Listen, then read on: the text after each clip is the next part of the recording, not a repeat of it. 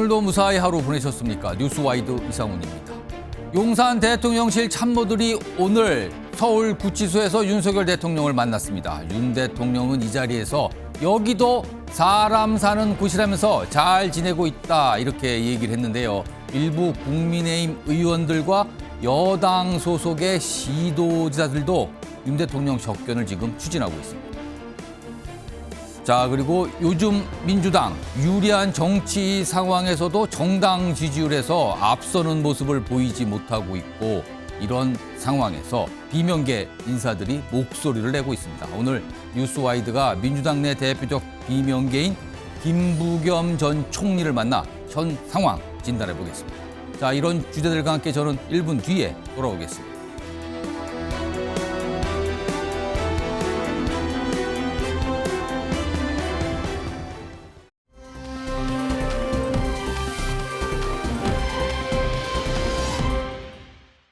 대통령께서 어려운 환경에 처해 있기 때문에 인간적인 차원에서 도리로서 제가 한번 기회가 되면은 면회를 가겠다는 그런 말씀을 드린 것이고요. 아직 구체적인 계획을 잡은 것은 없습니다. 저는 정치보다 사람 관계가 저는 우선이다 이렇게 생각을 하고 있습니다. 다녀오더라도 조용히 다녀올 그럴 계획입니다. 우리 의원님들 가운데서도 대통령과 특별한 인연을 가지신 분들은 당연히 면회 가야죠. 가시는 것에 대해서 당에서 해라 말아라라고 말씀하실 건 아니라고 저는 생각을 하고요. 자, 공수처가 수사를 담당하는 그 기간 동안에 윤석열 대통령 서울구치소 접견이 제한됐어요. 일반 접견이 안 되는 겁니다. 그러나 검찰로 사건이 넘어간 뒤에 그 접견 제한이 해제가 됐죠. 그리고 오늘 처음으로 변호인이 아닌 일반 접견이 이루어졌습니다. 그 내용 좀 확인해 보겠습니다. 바로 용산 대통령실 참모들이 오늘 접견, 그러니까 면회를 한 겁니다. 누가 갔는지 볼까요? 정진석 비서실장이 있었고요. 신원식 국가안보실장, 그리고 홍철호 정무수석 등에서 5명의 참모들이 오전 10시부터 30분 동안 윤석열 대통령을 만났다는 겁니다. 30분이면 여러 가지 얘기를 할 수 있는 시간이에요. 그중에서 윤석열 대통령이 참모들에게 이런 얘기를 했대요. 참모들 이제 걱정을 했겠죠. 뭐 잘 지내시느냐 이런 질문이 나왔는데, 여기도 사람 사는 곳이다. 나는 잘 지내고 있다. 이런 얘기를 했다고 전해졌습니다. 자, 지금부터 이 얘기 좀 해볼 텐데요. 최경철 매일신문 편집위원 나와 계시고요. 서영주 맥 정치사회연구소장, 그리고 서정민 변호사 자리하고 계십니다. 안녕하십니까? 안녕하십니까? 자, 우선 서정민 변호사. 변호인 이외의 일반 접견 오늘 처음 이루어진 건데, 구치소에서 이런 일반 접견 어떤 원칙이 있습니까? 뭐 제가 들은 바로는 뭐 하루에 한 번만 된다, 뭐 여러 가지 제한들이 좀 있다 그러는데, 이거 어떻게 돼 있는 겁니까? 네, 그렇습니다. 이제 미결 수용자, 그러니까 아직까지 재판을 받고 있는 구속된 피의자 같은 경우에 혹은 피고인 같은 경우에는 원칙적으로 하루에 한 번으로 일반인 접견이 제한됩니다. 그 한 번은 변호인을 만나는 변호인 접견은 빠진 거죠. 그건 상관이 없는 거죠. 네, 그렇습니다. 일단 횟수는 한 번으로 정해져 있고, 예. 이제 시간은 관계 법령상으로 이제 30분 안에서 정하도록 되어 있긴 한데, 보통의 경우에는 워낙 이제 구치소에 수용돼 있는 인원이 많고 또 면회도 많이 신청이 들어오기 때문에 10분 정도로 제한을 합니다. 10분. 근데 오늘은 아마 인원이 좀 많아서 30분까지 좀 배려를 한 것 같기도 하네요. 네, 이제 인원도 사실 뭐 경우에 따라 다르긴 하지만 3명에서 5명까지 한 번에 접견을 할 수가 있는데, 예. 이제 무엇보다도 이제 일반 접견실은 보통은 한 건물 안에서 이 한 그 구역들 나눠서 접견실이 이루어져 있는데, 아무래도 대통령의 지위가 있고 그래서 다른 수용자들의 접촉이나 혹은 또 이렇게 접견을 하려는 사람들도 일반 민원인과 같이 움직여야 되기 때문에 그런 점을 고려해서 결국 이제 분리된 공간, 변경된 장소에서 접견을 시행했던 것으로 알고 있습니다. 그래서 이런 환경적인 특성 그리고 지위상의 특성이 있어서 이제 아무래도 통상적으로 10분까지는 꼭 지켜야 하지만 조금 더 시간을 할애를 받아서 30분까지 최대한 그런 접견 시간을 허용받은 것으로 보입니다. 주말에는 혹시 가능합니까? 일반 접견이? 일반 접견 주말에는 원칙적으로 불가능합니다. 아, 토요일, 일은 안 되고 평일에만 가능한 네, 겁니다. 평일 중에만 가능합니다. 이런저런 좀 제한이 있네요. 시간적 제한, 인원 제한, 그다음에 요일에 대한 제한도 좀 있는데, 아무튼 오늘 윤석열 대통령 첫 일반 접견은 용산 참모들이 5명이 가서 만났다는 내용인데요. 지금 국민의힘 내도 앞에서도 이 영상 뉴스와 시작하면서 이 목소리가 나왔는데 국민의힘 내 의원들 일부가 이제 접견을 추진한다는 얘기인데 오늘도 그와 관련된 설명이 나왔는데 대표적으로 윤상현 의원이 뭔가 좀 얘기를 좀 꺼내놨어요. 들어보시죠. 구치소 면담은 저는 다음 주 초로 예정하고 있습니다. 아마 의원분들하고 같이 갈 거고요. 그래서 오늘은 뭐 대통령 비서실, 국가안보실 분들이 갔다 왔고 다음 주에는 이제 당 원내 지도부 의원들이 이제 방문할 거다. 화요일, 목요일은 헌재 탄핵 심판이 있지 않습니까? 그래서 월수금 정도 가능하지 않을까 이렇게 보고 있습니다. 자, 그럼 지금 저 접견을 추진한다 이런 얘기가 많이 나와요. 그럼 자, 어떤 분들이 그런 얘기를 좀 하고 있는 건지 화면으로 정리해 볼까요? 방금 들어보셨죠? 윤상현 의원. 다음 주 초에 월수 이렇게 얘기가 좀 나왔잖아요. 지금 국민의힘 의원들 그리고 당협위원장들 각각 추진 중인데 윤상현 의원 말로는 의원들까지 같이 갈 걸로 본다. 내주 초쯤에 추진하겠다. 이런 얘기고요. 그리고 권성동 원내대표도 뭐 접견 추진한다는 얘기가 나와 있고요. 그리고요. 여기에 더해서 국민의힘 소속인 시도지사들 여기 보면 김영환 충북지사, 이철우 경북지사, 김태흠 충남지사 등등등. 여기 보니까는 홍준표 대구시장하고 오세훈 서울시장은 얘기가 없네요. 지금 사진에. 그러니까 아마 접견을 아직 고려하고 있지 않거나 나중이거나 뭐 이렇게 파악이 되겠죠. 그런데 일단 얘기가 나오신 분들은 대표로 세 분의 시도지사가 있습니다. 그리고요. 많은 분들이 또 이 얘기도 하시더군요. 일반 접견이 허용됐으니까 가족 접견도 허용이 된 거예요. 자, 그러면은 부인인 김건희 여사의 면회. 이건 어떻게 되는가? 근데 지금 알려지기는 당분간 접견 계획이 없는 것으로 알려지고 있거든요. 이런 상황입니다. 최경철 위원. 김건희 여사의 면회. 당분간 어렵다는 얘기가 거의 뭐 정설처럼 뭐 오늘도 정치권에서 얘기하는데 왜 지금 당분간 어렵다는 걸까요? 제가 듣기로는 김 여사 건강이 예. 몹시 좀 안 좋은 걸로 이렇게 좀 전해 듣고 그럼 있습니다. 약간 외출하기가 여의치 않은 상황이다. 건강상 이유로 이렇게 봐야 되는 네, 겁니까? 그렇습니다. 여러 보도가 있었습니다만 뭐 좀 누워 계실 만큼 조금 기력이 많이 좋지 않아서 예. 그래서 좀 바깥 거동을 하기에 조금 무리가 있으신 것 같아요. 얼마 전에 연휴 중에 이제 변호인들이 뭐 접견을 한 게 좀 알렸는데 그때 윤석열 대통령이 약간 김건희 여사에 대한 건강에 대한 좀 염려를 좀 표시했다 뭐 이런 얘기도 좀 알려줬더군요. 네, 그러니까. 상당히 뭐 그 바깥 활동을 하시기에 좀 어려울 만큼 몹시 뭐 좀 힘이 없어서 네, 좀 누워 계시는 시간이 많고 예. 그래서 지금 물리적으로 그 면회를 하기가 어려운 환경에 놓여 있고 그리고 실제로 뭐 또 억지로 몸을 일으켜서 구치소까지 간다고 해도 워낙 구치소는 개방된 공간이어서 김건희 여사 온다고 하면 또 온갖 사람들이 또 몰려들어서 그렇잖아도 그것도 집회도 열리고 그렇습니다. 또 여러 가지 또 상황이 있을 네, 수도 있다 이거죠. 또 뭐 험한 말을 듣거나 하면 또 뭐 여러 가지 또 정서적으로 어려운 면이 더 닥치기 때문에 아마 그 부분 참모들도 갇히지 않았으면 좋겠다는 만류를 하시는 것 같고 김건희 여사가 만약에 면회를 간다라면 또 경호가 그렇습니다. 붙게 되는 그렇죠. 거죠. 예. 그러니까 그런 것도 좀 의식을 했을까요? 그렇습니다. 여러 가지로 뭐 그 거동하시기도 건강상도 어렵고 그리고 정서적으로도 많은 사람들이 또 김건희 여사에 대해서 좋지 않은 마음을 갖고 있는 부분도 또 많아서 여론도 여러 가지가 어떻게 나올까 이런 것도 걱정이 될 수도 그것이 있는 뭐 거다. 결국에는 대통령한테 불리하게 작용하면 작용했지 유리하게 작용하지 않기 때문에 그런 것도 감안하지 않았나. 그래서 김건희 여사가 당장 면회할 가능성은 매우 낮다. 대통령께서도 아마 그걸 만류하는 걸로 제가 알고 있습니다. 오지 말라고. 그래서 뭐 가족도 못 만나는 예. 그런 처지에 놓여 있는데 어쨌거나 좀 김건희 여사는 가지 않는 것이 제가 볼 때도 불필요한 오해를 만들지. 지금 요 상태에서는 면회를 안 가는 게 낫다. 그렇습니다. 좀 그 여러 김건희 여사나 대통령에 대한 반감이 조금 누그러질 때까지는 조금 기다리시는 것도 좋고, 뭐 특히 또 영부인이 건강이 좋지 않으니까 몸도 좀 추스려야 될 것 같아서 이번 단기간 내에 면회는 안 하는 걸로 뭐 저는 그렇게 생각하고 있습니다. 그러니까 최영철 위원의 설명을 듣니까 여러 가지 이유가 있어 보이네요. 당분간 접견, 그러니까 당분간 구치소에서 이제 면회 가기가 어렵다는 이유가 여러 가지로 좀 약간 설명이 되는 것 같습니다. 이런 상황에서 오늘 윤석열 대통령 대통령실 뭐 정기석 비서실장 이하 이제 비서 참모진을 만난 거죠. 비서진을 만났는데 앞서서는 여기도 사람 사는 곳이다. 잘 지내고 있다. 이런 얘기했지만 또 다른 얘기 좀 꺼내놓은 게 있어요. 화면으로 볼까요? 이겁니다. 여기 보면 이 5명의 이 참모들에게 한 말, 그 당부를 했는데 대통령실 의기소침하지 말고 최선을 다하세요. 각자의 위치에서 최선을 다하라. 이건 당부네요. 그리고 설 연휴 중에 의료 체계가 잘 작동됐습니까? 혹시 뭐 나이 드신 분들 불편하신 점은 없었습니까? 약간 이런 의료 상황도 챙기는 이런 질문을 했다 그러네요. 참모들에게. 어떻게 보면은 대통령으로서의 약간 국정에 대해서 약간 뭔가 이 관심을 두는 듯한 약간 이런 발언들이잖아요, 지금. 참모들한테 의기소침하지 말라. 그리고 연휴 중에 의료 체계 잘 작동했습니까? 이렇게 좀 물어보는 상황이 있었다고 합니다. 소영주 소장님. 네.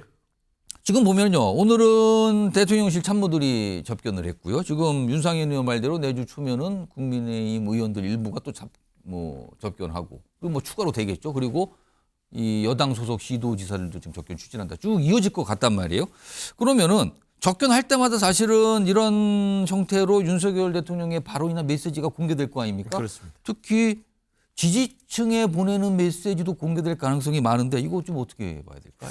일단은 뭐 옥중 정치가 자연스럽게 될 것 같아요. 그러니까 인간적인 뭐 접견에 대해서는 비판의 여지는 없습니다. 예. 보통 그래도 이 예전에 인연이 있던 대통령이고 정치적으로도 여러 가지 그 안타까움이 있을 법 하잖아요. 예. 근데 거기에 있어서 구치소에 수감돼 있으면 335 찾아보고 나서 안타까움을 전하는 거 그건 당연히 인지상정 같은데 다만 이게 그 접견이 이어지면서 대통령이 아직은 직에 있기 때문에 예. 직무는 정지됐지만 직에 있기 때문에 어떤 접견이 계속 이어질 수밖에 없을 거는 같은데 여기에서 계속해서 어떤 지지층을 향한 메시지들이 나온다. 라는 게 과연 저는 대한민국의 혼란 상황을 수습하는데 긍정적일 것인지 이에 대해서는 고민을 해봐야 된다고 봅니다. 앞서 오늘도 벌써 당장 나오지 않습니까? 뭐 사람 사는 곳이다. 예. 항상 이제 그 구치소에 수감되면 교도관들이 하는 말입니다.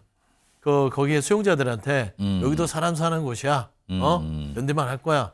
하는 게 교도관들이 수용자들한테 하는 얘기를 그냥 그대로 전달했는데 저는 그 두 번째 그 의료 상황에 대해서 염려했다. 설 연휴 동안 의료 상황이 잘 돌아갔는가?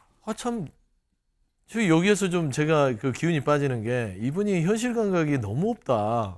병 주고 약 주는 거냐. 다 그래요 지금. 의료 대란에 대한 이 응급 현장에 있어서의 국민적 어려움을 초래한 게 대통령이에요.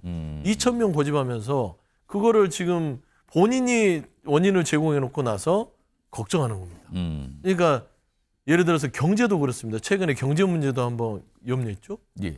본인 내란 사태로 인해서 대한민국 경제가 거의 스태그플레이션 현상까지 직전에 와 있는 거예요. 이런 부분들에서 본인이 초래한 거는 생각하지 않고 예를 들면 국민들이 이럴 거예요. 막 쥐업해놓고 나서 괜찮아? 상처는 좀 나았어? 이런 느낌이기 때문에 저는 과연 이런 부분들이 국정혼란을 바로잡는 데 도움이 될 것일까. 저는 그래서 국민의힘 의원들이나 단체장들이 이런 대통령의 이 메시지를 직접 전하는 행위들은 삼가하는 게 좋겠다라는 좀 말씀 좀 드리겠습니다. 최영철 의원, 지금 윤상현 의원 같은 경우는 뭐 구체적으로 날짜 얘기를 하고 있어요. 다음 주에 뭐 초에 다른 의원들과 가겠다. 뭐 이런 건데 어느 정도 뭐 얘기가 좀 된 것 같아요 보니까. 혹시 특히 윤상현 의원을 만난 뒤에 지지층에 보내는 메시지가 나올까요? 이 경우에도? 뭐 계속 나오겠죠. 윤상현을 만나서든 뭐 변호인단을 만나서든 지금 계속 메시지가 나오고 있지 않습니까? 그리고 뭐 앞으로 지방자치단체장들도 만나고 오늘 뭐 청와대 참모들도 대통령실 참모들도 만났으니까 계속 개별 메시지가 나오면서 스피커를 가동하는 것이 뭐 지금 윤석열 대통령은 정치인이니까 당연히 그렇게 발신을 하겠죠. 그러면서 지지자들에게 자신의 의견을 밝히고 동의와 지지를 이끌어내고 그리고 중도에 있는 분들에게 대해서도 야당이 이렇게 했기 때문에 내가 방어적 조치를 이렇게까지 하고 있습니다. 이런 메시지를 계속 발신하고 있는 거죠. 야당이 어떤 행동을 했는지를 제가 정말 그 속속들이 한번 밝혀보겠습니다. 이런 메시지를 계속 내겠죠. 그러니까 그로 인해서 중도층도 그래서 이렇게까지 한 거야? 계엄을 한 거야? 이렇게까지 뭐 생각을 할 테니까 대통령께서는 계속 이렇게 메시지를 낼 겁니다. 그리고 박근혜 대통령과 윤석열 대통령 지금 입장이 완전히 다르죠. 박근혜 대통령은 제가 그때도 뭐 청와대에 출입을 했었습니다만 박근혜 대통령은 자기도 모르는 사실이 계속 닥쳐왔는 겁니다. 최순실이 뭘 했는지를 자신이 모르는 상태에서 자고 나면 이게 나오고 자고 나면 저게 나오고 이렇기 때문에 자신이 방어할 수 있는 게 별로 없는 거예요. 그런데 윤석열 대통령은 12.3 비상계엄은 사실상 자기 주도적으로 한 그렇죠. 것이죠. 그렇기 때문에 윤석열 대통령은 자기 주도적으로 한 것에 대해서 자기가 충분히 변소를 하고 그리고 거기에 대해서 정당성을 투사하고 그리고 이해를 구하고 예. 그리고 이 지지를 이끌어내서 결국 많은 사람들에 대해서 자신이 했던 행위에 대해서 합리화를 시키는 이런 행동들을 계속하겠죠. 그러니까 이 스피커 정치는 옥중 정치는 계속될 수밖에 없다. 옥중 메시지 역시 그런 맥락에서 앞으로 나올 것 같다. 그렇습니다. 그리고 계속 정치인들이 오고 광역지방자치단체 등들 와서 그 사람들이 자신이 옹호하는 자신이 뭐 예를 들어 경북지사가 왔다 가면 경북도에 가서 또 얘기를 하지 않습니까? 그렇겠죠. 이철우 지사가 경북도에 가서 대통령이 이런 얘기를 하더라. 그럼 또 그 스피커로 인해서 또 메시지에 힘을 얻는 것이고 그리고 이게 계속 재생산된다면 사실 윤석열 대통령의 앞으로 주장이 계속해서 반영될 수가 있다. 그렇기 때문에 이게 옥중 정치를 그냥 단순히 옥중 정치를 보기에는 그렇게 과소평가할 일이 아니다. 대통령이 지금 당장 또 국정을 하지 않고 자신이 그 좁은 방 안에서 계속 자신이 앞으로 어떻게 나갈 것인가를 생각하고 있지 않습니까? 예. 그리고 법정에서 다투는 전략, 헌법재판소에서 또 피청구인으로서 자신을 방어하는 전략 계속 쓸 것이기 때문에 예. 이 옥중 정치가 굉장히 큰 반향을 일으킬 수도 있다. 박근혜 대통령과 비교한다면 이것은 10배, 100배 굉장히 강한 파워를 낼 수 있다. 이렇게 볼 수 있습니다. 그렇다면 뭐 여러 가지 상황을 빼더라도 윤석열 대통령의 옥중 정치 또는 뭐 옥중 정치 행위 이게 시작이 오늘부로 됐다. 이렇게 볼 수 있다는 거네요. 그러면요. 자, 이런 상황에서 윤석열 대통령의 내란죄 혐의 사건 이 담당을 할 재판부가 오늘 정해졌습니다. 그런데 뭔가 겹쳐요 지금요. 화면으로 정리돼 있군요. 서울중앙지법의 형사합의 25부로 사건이 배당됐어요. 그러니까 이 25부에서 이 사건을 윤석열 대통령 사건을 담당하게 되는데 여기는 이미 김용현 전 장관 지금 공범으로 돼 있잖아요. 김용현 전 장관 사건, 노상원 전 정보사령관 사건 다 여기를 이미 담당하는 곳이에요. 그러니까 어떻게 보면 약간 합쳐서 전체적으로 다 사건을 담당하는 셈이 됐는데 이쪽에 배당이 됐어요. 특히 김용현 전 장관의 혐의를 다룬 재판부가 윤석열 대통령 사건 역시 담당하게 됐다. 오늘 이게 얼마 안 됩니다. 한두 시간 전에 결정이 됐습니다. 이 내용이 나와 있어요. 일단 오늘 이 내용이 좀 전해졌고요. 이런 상황에서요. 이게 언론 보도를 통해서 최근에 이 개헌과 관련된 여러 가지 관련자들 또는 관련됐다고 혐의를 받고 있는 인사들이 경찰 조사, 검찰 조사 이런 걸 다 받았거든요. 뭐 피의자로 조사도 받기도 하고 참고인으로 받기도 하고 그랬는데 여기에서 조사된 내용이 조금씩 알려지고 있어요. 보도를 통해서. 우선 첫 번째는 이게 김용현 전 장관과 관련된 내용이네요. 화면으로 좀 보겠습니다.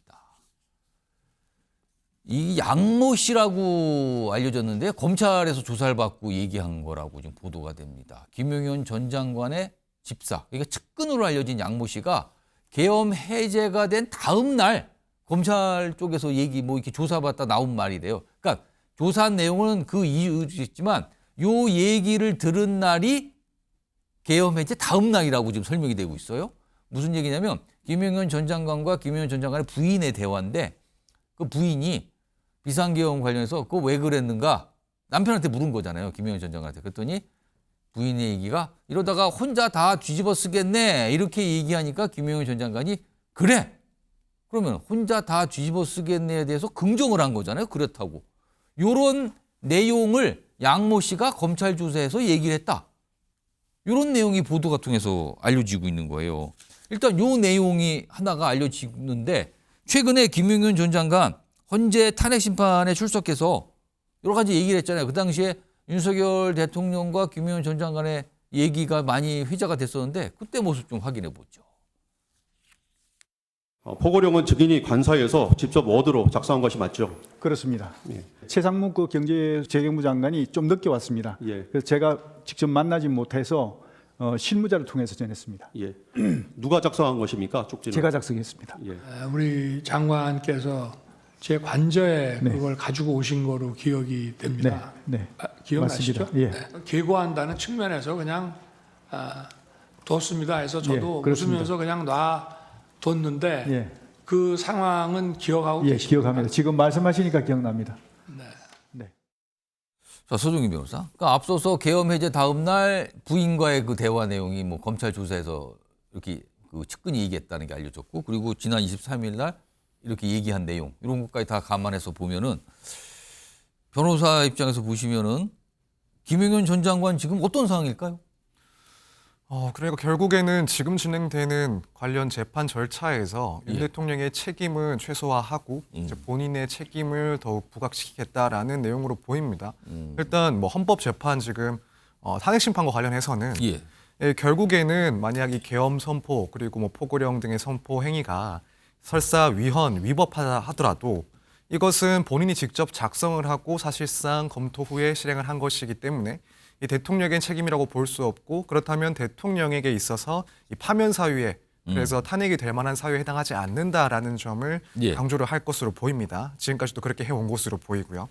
또 한편으로 이제 형사재판으로 넘어오면 결국 모든 것은 본인이 주도를 했고 책임을 져야 될 사항이다라는 말은 이제 윤 대통령의 입장에서는 이 내란 혐의와 관련해서 국헌문란의 목적이 없었다라는 그런 주장을 더 뒷받침해주는 그런 내용이 될 수가 있습니다. 예. 그래서 이 부분 역시도 자신의 책임을 더욱 부각을 시키게 되면 결국 대통령의 그런 내란 혐의에 대한 구성 요건 자체가 성립 안 할 수 있는 그런 가능성이 있다라고 판단을 해서 결국 자신의 책임으로 모두 언급을 하고 또 주장을 하는 그런 상황이 아닐까 생각이 듭니다.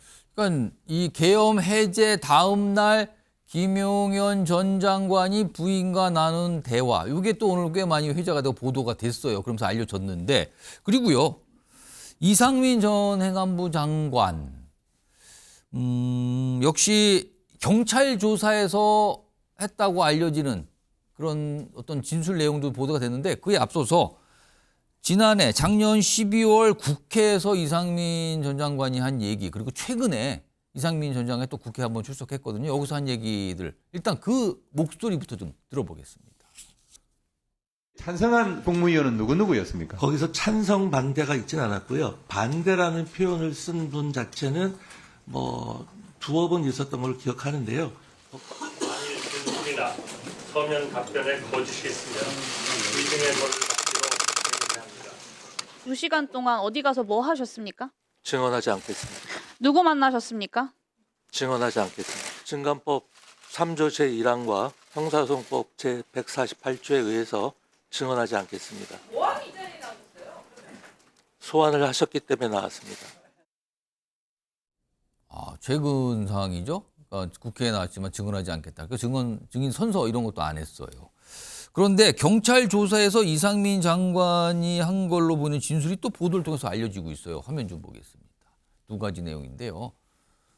이게 경찰 조사죠. 경찰 조사 이렇게 했다는데 이제 보도가 약간 이제 흩어지면서 보도가 되고 있어요. 이게 조각조각.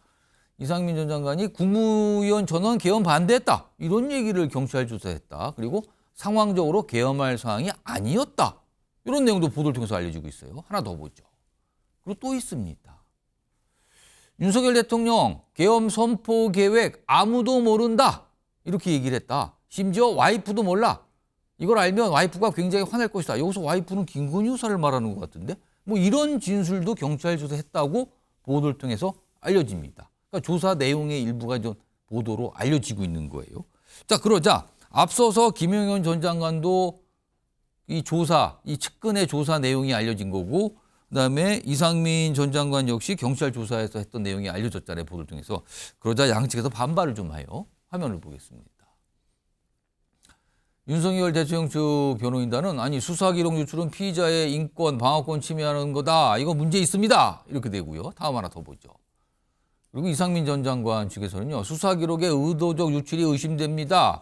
방어권 침해하는 겁니다. 이거. 이렇게 또 문제 삼고 있습니다. 자, 이런 내용까지 포함해서 소영주 소장님, 특히 이상민 전 장관의 발언 어떻게 좀 보셨어요? 일단은 뭐 국회 나와서 증언 거부를 하는 거를 보면은 본인의 발언 자체가 수사에 굉장히 불리하게 작용할 것 같다는 생각에서 한 것 같고요. 그래도 한 나라의 국무위원을 했던 사람으로서 국민들 앞에 굉장히 낯뜨거운 어떤 장면이었던 것 같은데, 경찰에서 흘러나온 사실들은 일부는 본인한테 유리하게 증언하고 일부는 또 나름대로 사실을 얘기하지 않았느냐 싶습니다. 왜냐하면 한덕수 총리 자체도 당시에 국무회의라고 할 만한 사항은 아니었다라고 얘기를 했고요. 예. 지금 이상민 전 장관 같은 경우도 국무위원이 개헌 반대를 했으나 사실상 국무회의를 했다고 지금 진술하고 있지는 않아요. 그리고 지금 저는 윤석열 대통령의 전원을 통해서 김건희 배우자 김건희 여사에 대한 몰랐던 인지 사실을 그러니까 와이프도 모른다. 몰라서 이거는. 화냈다. 아무도 모른다. 이건 경찰 조사에서 별로 중요한 문제가 아니거든요. 근데 왜 이걸 꺼냈을까라는 거는 좀 의도가 있어 보입니다. 아, 그래요? 이거는 조금 더 조사를 통해서 지금 본인의 법적인 방어권 행사하기 위해서 김건희 여사에 대한 얘기를 꺼낼 이유가 하나도 없어요. 알아도 되고 몰라야 될 존재입니다. 그러니까 본인의 배우자, 그러니까 대통령 배우자가 비상계엄을 알면 뭐 할 거고 모르면 뭐 할 겁니까? 그 비밀이라는 걸 강조해서. 그러니까 비밀을 강조한다 하더라도 그 자체에 있어서는 전체 수사 방향을 좀 혼선을 주려는 의도 같아서 일단은 이상민 장관과 김용현 전 장관 두 사람은 이번 내란 사태 이 주무장관이라고 볼 수 있습니다. 그래서 김용현 장관은 이미 헌재에서 대통령과 말을 맞춘 듯한 모습을 보였고 예. 이상민 장관은 국회에서는 증언 거부, 경찰에서는 어느 정도 신뢰를 할 수 있는 부분과 본인의 방어권이 애매한 부분이 이렇게 공존하기 때문에 예. 저는 조금 더 조사를 해야 될 부분이 있지 않을까 보고요. 다만 우리가 주목할 것들은 대통령 측의 변호사들이 이 사실에 대해서 반박하는 게 아니라 피의 사실이 왜 알려진다. 사실에 대해서만 얘기를 하고 있기 때문에 저는 사실에 부합되는 부분이 상당히 있다라고 좀 판단이 됩니다. 최영철 의원, 지금 방금 말씀하셨지만 윤석열 대통령 변호인단 그리고 이상민 전 장관 변호인단이 반발해요. 이게 아니 수사 과정에서 나왔던 이런 내용이 왜 피의 사실 이런 게 왜 유출이 됩니까? 지금 각각 검찰, 경찰에서 조사했다고 보도를 통해서 알려지는 내용이 아니 왜 이런 게 공개가 되고 보도가 되는 겁니까? 이걸 좀 문제 삼고 있는데요. 이거 어떻게 좀 보십니까? 뭐 피의사실 공표는 있어서는 안 되죠. 피의자의 방어권을 심대하게 침해하는 것이고 심지어 인권도 침해하는 사안이기 때문에 예. 있어서는 안 되고 그리고 저희가 기자 생활을 처음 할 때는 사실 밤에 경찰서나 검찰청에 있다가 숨어 들어가서 사실 조서도 막 보고 그랬습니다. 그래서 막 조서 몇 개 보고 뺏겨 와가지고 그 다음날 기사 쓰고 이랬는데 요즘은 사실 조서를 열람할 수가 없습니다. 접근도 안 되죠. 그렇습니다. 접근도 안 되고 잘 흘려주지도 않습니다. 요즘 예. 사실 흘렸다가는 감찰 조사가 대법원에 나오기 때문에 이거 지금 누가 이렇게 얘기했더라 카드라 통신이 지금 난무하는 것은 그냥 사실 신빙성이 떨어집니다. 요즘 그 감찰 조사하고 통화 기록 이런 것도 좁기 때문에 예. 수사기관에서 그러면 저런 보도 내용은 약간 이렇게 전원 형태로 됐다고. 그렇습니다. 전원의 전원으로 나오는 거죠. 이게 왜냐하면 경찰관이나 요즘 검사나 검찰 수사관들이 기자 만나고 이래서 이거 말 함부로 했다가 이거 예. 징계도 받고 그렇습니다. 왜냐하면 이게 전부 다 서약서도 쓰고 그리고 실제로 감찰 조사 과정에서는 전화기도 뺏어가고 하기 때문에 그럼 굉장히 조심합니다. 그렇기 때문에 카드라 통신이 지금 난무하는 것일 뿐이고 정확한 맥락은 아마 앞으로 재판이나 예. 그리고 헌법재판소 심리에서 밝혀지겠죠. 재판 과정에서 이렇게 공개되고 검찰 쪽이나 이 변호인 쪽이 얘기하는 건 그거는 정확한 내용들이 그렇습니다. 나오겠죠. 지금 나오는 것은 제가 볼 때 신빙성이 굉장히 떨어집니다. 이게 요즘은 저렇게 흘리지도 않고 예. 그리고 흘렸다가는 자기가 돌아올 책임들이 너무 강하기 때문에 요즘 기자들도 저렇게 무심코 흘린 말을 잘 받아 쓰지 않습니다. 왜냐하면 정확하지가 않습니다. 그렇기 때문에 저런 건 조심해야 되고 그다음에 상대에게도 위해를 끼칠 수 있는 것이기 때문에 예. 저는 신빙성이 떨어진다고 어쨌든 여러 가지 진술이 엇갈리는 부분도 예. 김용영 장관과 대통령의 진술이 지난번에 처음으로 일치했지 않습니까? 헌법재판소 심리 과정에서. 예. 그러니까 그런 과정에서 앞으로 여러 가지로 계속 일치될 것도 나올 거고 계속 불일치되는 것도 엇갈리는 것도 나올 것이기 때문에 예. 조금 기다려봐야 한다. 지금 예단과 편견을 갖고 지금 재판에 대해서 이러쿵 저러쿵 하는 것은 지금 너무 이르다. 저는 이렇게 봅니다. 자, 이런 상황에서요. 요즘에 여당인 국민의힘 헌법재판소를 겨냥한 비판을 많이 하고 있어요. 특히 일부 재판관들에 대해서 문제 제기를 계속하고 있거든요. 일부라고 제가 말씀드렸지만 구체적으로 말씀드리면 3명의 재판관 관련해서 문제 제기를 계속하고 있어요. 오늘도 이런 문제 제기가 있었고요. 이 문제 제기에 대해서 헌법재판소도 반박을 합니다. 어떻게 공방처럼 비춰지고 있어요. 여당과 헌법재판소가요. 목소리 들어보시죠. 헌법재판관 8명 가운데 3명이 우리법 연구회 출신으로 밝혀지면서 헌법재판소가 아니라 우리법재판소라는 비판까지 나오고 있습니다. 문영배 헌법재판소장 권한대행은 이재명 대표와의 사적 친분과 함께 불분명한 국가관과 편향적 언행이 큰 논란을 불러일으키고 있습니다. 헌법과 법률을 객관적으로 적용함으로써 이루어지는 것이지 재판관 개인의 성향에 따라 좌우되는 것이 아닙니다. 정치권과 언론에서 재판관의 개인 성향을 획일적으로 단정짓고 탄핵 심판의 본질을 왜곡하는 경우가 발생하고 있습니다. 사법부의 권한 침해 가능성에 대하여 헌법재판소는 우려를 표하는 바입니다. 자, 서동민 변호사, 지금 여당과 헌재 충돌, 이건 뭐 이전에는 생각하기 어려웠던 상황인데 지금 충돌이 갈수록 오늘 이제 헌재가 이거 반박을 강하게 하면서 이게 충돌 양상으로 가고 있거든요. 보안이 이게 쉽게 끝나지 않고 이어질 것 같은데 이런 상황이 계속 이어질 경우 윤석열 대통령의 헌재의 탄핵 심판, 이거 어떤 영향을 혹시 줄까요? 이거 어떻게 봐야 됩니까? 저는 개인적으로는 어쨌든 지금 상황이 윤 대통령에게 유리하게든 혹은 불리하게든 특별히 영향을 주지 않을 거라고 생각을 합니다. 왜냐하면 사실 지금 문제가 되고 있는 이 사건을 봤을 때 결국에는 당시의 계엄 선포 등의 행위가 헌법 그리고 법률 위반인지 아닌지 이걸 따지는 거고, 그렇다면 사실 그 위반 여부는 해당 사유가 있는지 아닌지를 판단하는 가치적인 평가의 문제라기보다는 법률을 해석하고 여기에 적용시키는 정도의 그런 내용들입니다. 뿐만 아니라 뭐 나아가서 파면에 있어서 파면에 이를 정도로 중대한 사유인지 뭐 여기에 대해서는 뭐 개인적인 입장차가 조금은 있을 수 있다라고 생각하지만 지금까지의 그런 자료들 그리고 앞으로 다수의 또 증인들이 신문이 예상되고 있는 상황이기 때문에 사실 이 상황에 대해서 다양한 증거들이 확보가 되어 있고 또 제출된 상황입니다. 이렇게 자료가 풍부한 사건에서 결국에는 헌법재판관들의 개인적인 그런 성향에 따라서 혹은 지금과 같은 상황에 따라서 결론이 바뀔 거다라고는 저는 생각하지 않고, 따라서 뭐 지금 상황이 결국 결론에는 큰 영향은 없을 것이다라고 보고 있습니다. 최영실 의원, 지금 여당에서는 특히 이제 문영배 소장 대행, 그다음에 이미선, 정계선 두 재판관 3명을 특히 문제 삼고 있거든요. 계속 지금도 문제다. 연일 그 얘기를 꺼내놓고 있어요. 왜 그런 겁니까? 문영배 재판소장 대행은 뭐 여러 가지 글을 많이 쓰셔가지고 그 글을 뭐 누가 분석해 보니까 조금 뭐 문제가 있다고 자꾸 생각을 하는 것 같고. 그러니까 여당에서 보기에는 약간 좌성향이다라고 판단을 하고 있다는 겁니까? 이미선 재판관 동생 같은 경우는 뭐 또 실질적으로 문제가 있다고 객관적으로도 평가받고 있지 않습니까?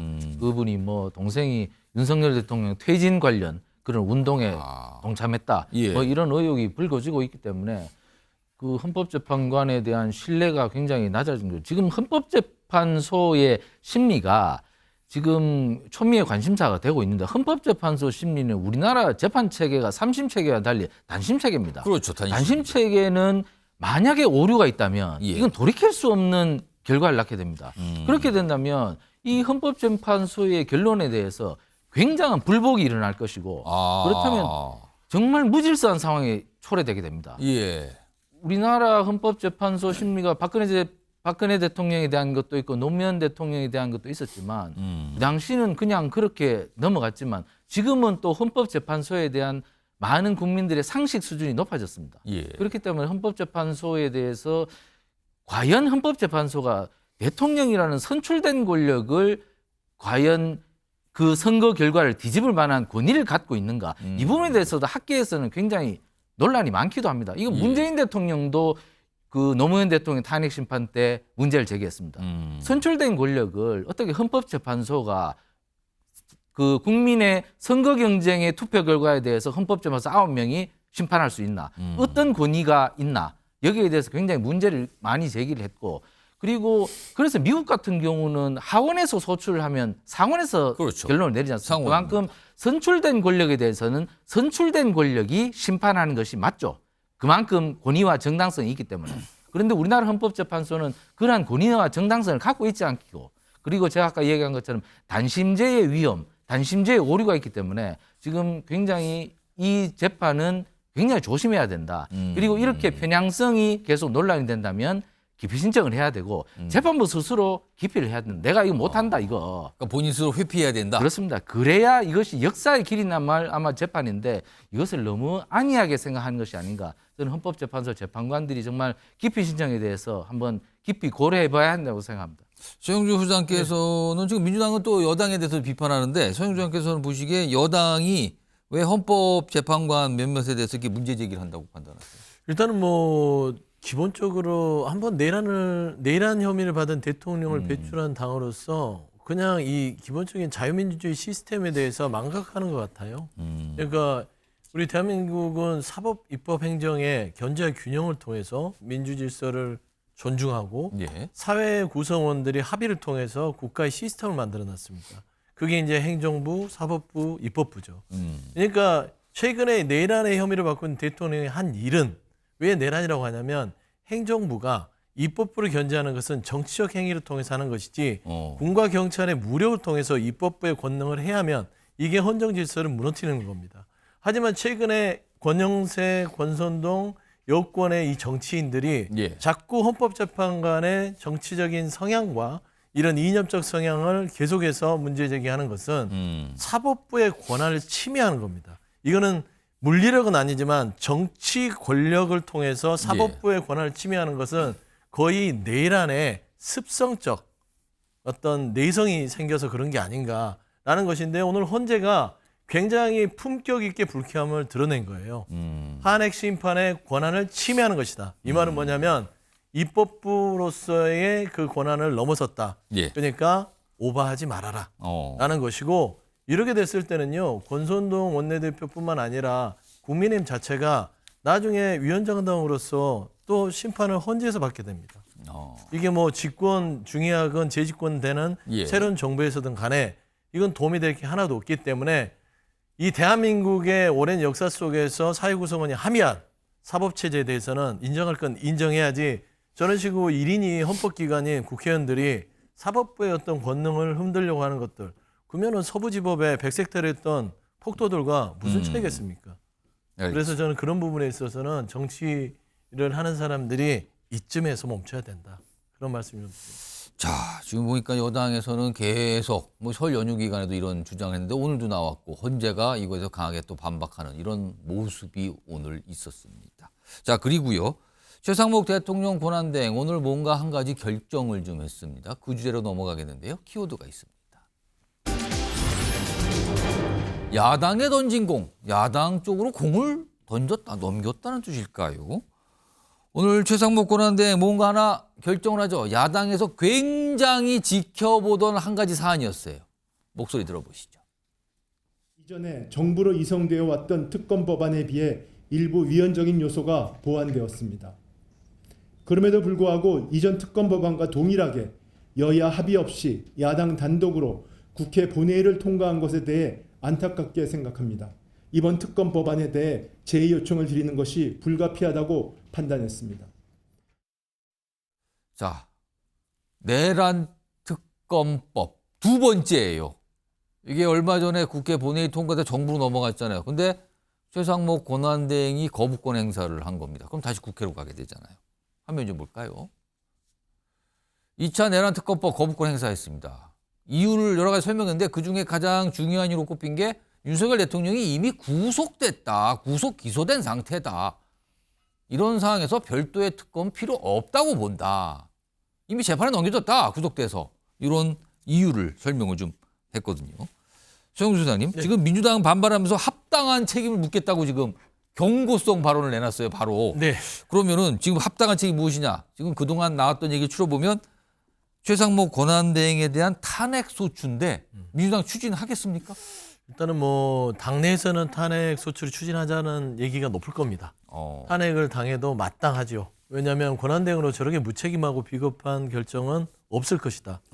그러니까 그런 어떤 감정적인 정서는 있으나 지금 대한민국의 국정의 안정을 위해서는 또 권한대행에 대해서 탄핵을 한다는 것은 이 국정 안정을 위해서는 조금 참아야 되지 않겠냐. 만약 탄핵 소추돼서 직무가 정지되면 그 다음 순번이 이주호 교육부 장관, 부총리가 되는 거죠. 그러면은 그럼 대행이 되는 거네. 그러면은 이게 저 민주당도 약간 부담이라는 겁니까? 그런 부분에 있어서도 판단이 그렇고요. 예. 어차피 지금 현재 대통령의 직 자체가 탄핵 심판을 통해서 그렇게 멀지 않은 시일 내에 결정이 될 것 같다는 의미에서 결해야 2달. 안에는 대통령직에 대한 어떤 파면 결정이 나오면 예. 어차피 대선 국면으로 가는 것이고 특검은요. 개인적으로 생각하지만 지금 하지 않아도 될 것 같아요. 왜냐하면 최상목 권한대행도 이해 충돌이 있는 분입니다. 본인도 내일 안에 뭐 작게 가담했든 뭐 조금 가담했든 간에 내일 안에 특검의 수사 대상인 것은 분명하기 때문에 예를 들어서 차기 정부가 들어서서 특검법은 또 발의해도 되는 거예요. 그때 가서 아주 세세하게 지금 왜 특검법에 대해서 계속 2번이나 거부를 했는지에 대해서도 이제는 수사 대상으로서 책임을 져야 되겠다. 저는 그게 더 민주당 입장에서 현명할 것 같습니다. 그러니까 탄핵 소추는 안 할 것 같다는 말씀이신 것 같은데 서정민 변호사? 사실 그동안 오늘 최상목 권한대행이 결정하기 전에 아까도 그 이유 중에 하나였어요. 이 내란 특검법 이게 이미 윤석열 대통령 구속 기소가 된 상태인데 이게 내란 특검법이 통과가 된들 실효성이 있는가? 이미 재판을 받고 있는데 뭐 수사를 하거나 이게 아니라 이게 실효성 약간 이런 거에 대한 의문제가 있었거든요. 이건 좀 어떻게 보십니까? 네, 우선 현재 진행 중인 사건들과 관련해서는 사실상 지금 시기에는 실효성이 많이 떨어진다라고 보는 게 어느 정도 이해가 가는 지점입니다. 특히 지금 검찰은 윤 대통령 사건과 관련해서 한 차례 이제 구속 연장 허가가 반려가 됐을 때, 불허가 됐을 때 또 곧바로 불구속으로 넘어가는 게 아니라 구속 상태에서 곧바로 기소를 했습니다. 그렇습니다. 그렇기 때문에 앞으로도 어쨌든 이 재판에 있어서 공소 유지뿐만 아니라 결국에는 혐의를 입증하는데 뭐 상당히 열을 올릴 것으로 보여지고 그렇다면은 이제 만약에 특검이 가동돼서 현재 윤 대통령에 대한 재판을 특검이 수행한다 하더라도 그 내용 중에서 특별히 달라질 게 없습니다. 그러니까 특검이 다 가져가게 되는 거잖아요. 만약에 출범하게 되면은 그 그렇죠. 돈을. 근데 그렇게 된다 하더라도 뭐 특검이 이와 관련해서 직접적인 조사를 할 수 있는 단계도 아니고 쟁점이 바뀌는 것도 아니고 사실은 뭐 그 재판의 주체만 바뀔 뿐 내용 면에서는 달라지는 게 없습니다. 그래서 현재 진행 중인 이 재판 그리고 수사 사건들에 대해서는 실효성이 많이 떨어진 상태다라고 보는 게 개인적인 견해고 다만 이제 실효성을 찾을 수 있는 부분이라고 한다면 이 특검 법안에 있는 내용 중에서 이제 이 대상 사건인 내란 혐의 관련 사건들뿐만 아니라 여기에 대한 수사가 있을 때 인지되는 그런 관련 사건들에 대해서도 이 특검에서는 수사를 할 수 있다라고 규정을 했기 때문에 찾는다면 이런 관련 사건에 대해서는 어느 정도 실효성이 있을 수 있다 이렇게 생각을 하고 있습니다.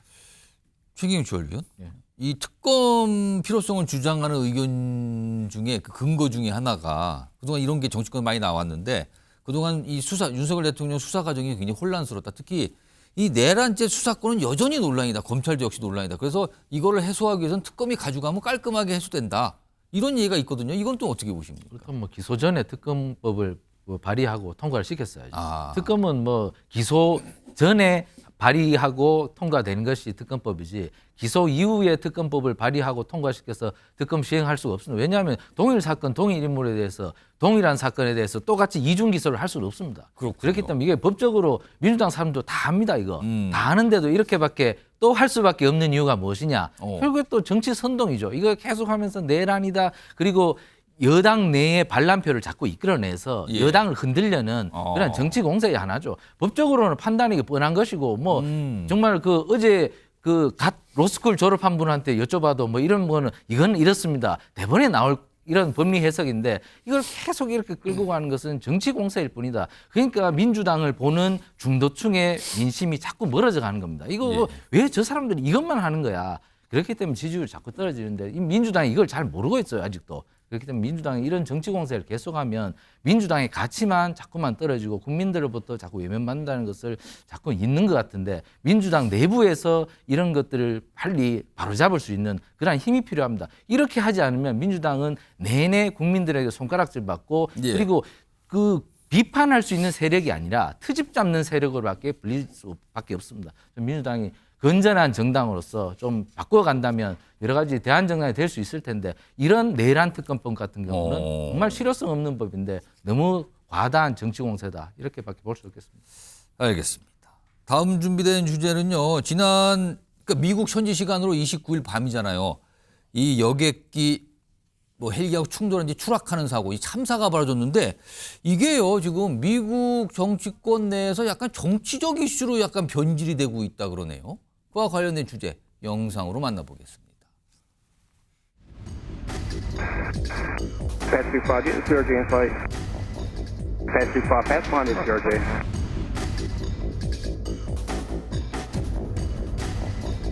워낙에 낮은 고도에서 지상에 있는 선전파이라든지 뭐 신호등이라든지 이런 것 때문에 충분히 혼동할 수가 있습니다. 조종사가 착각을 하지 않았나 하는 생각이 많이 들고 있습니다.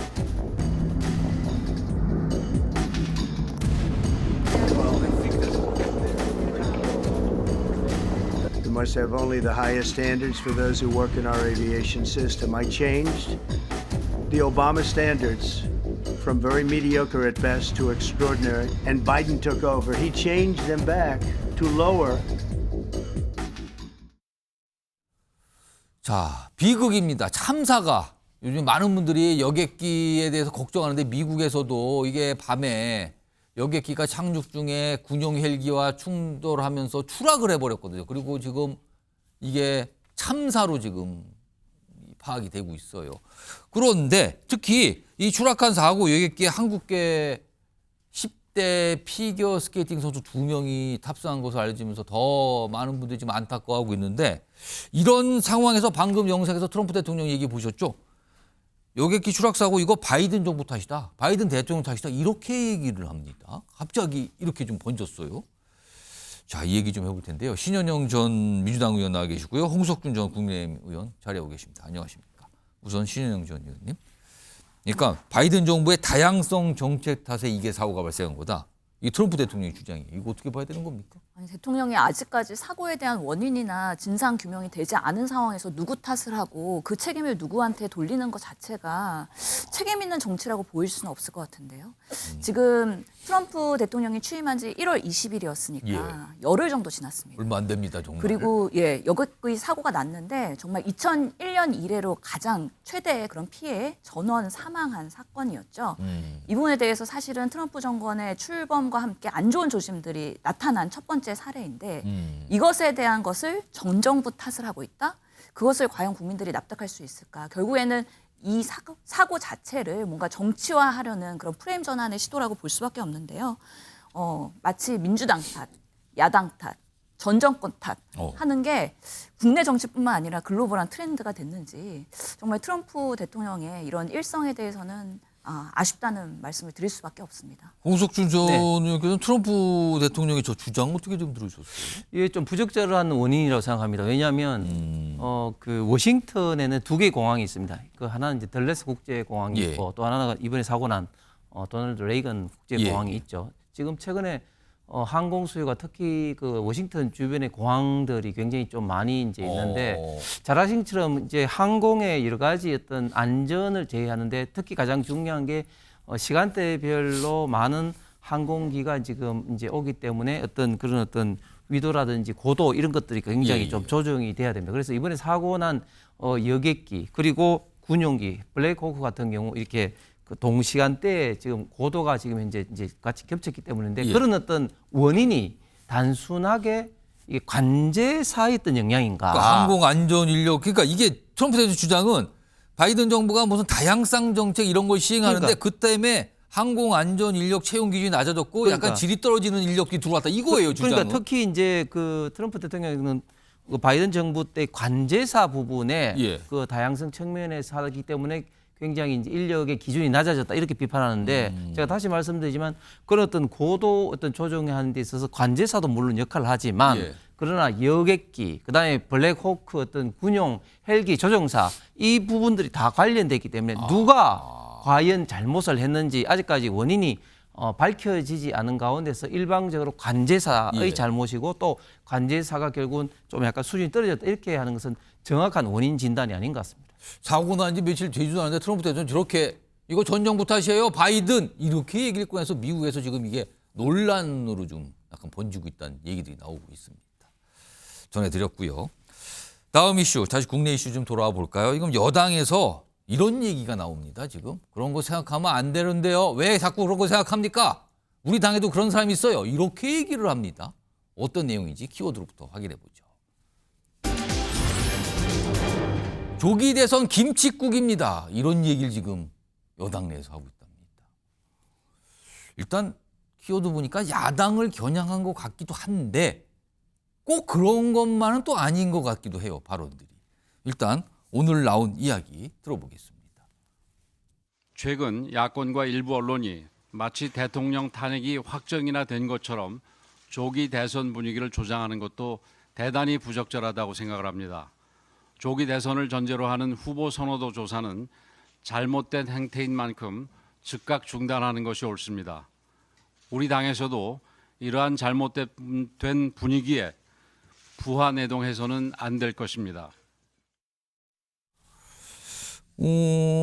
일단 전체적으로 정치권 전체나 또 야당을 얘기한 것 같은데 국민의힘 내에서도 이런 분위기에 부하내동하는 자가 있다. 사람들이 있다. 이런 얘기 지적하고 있거든요.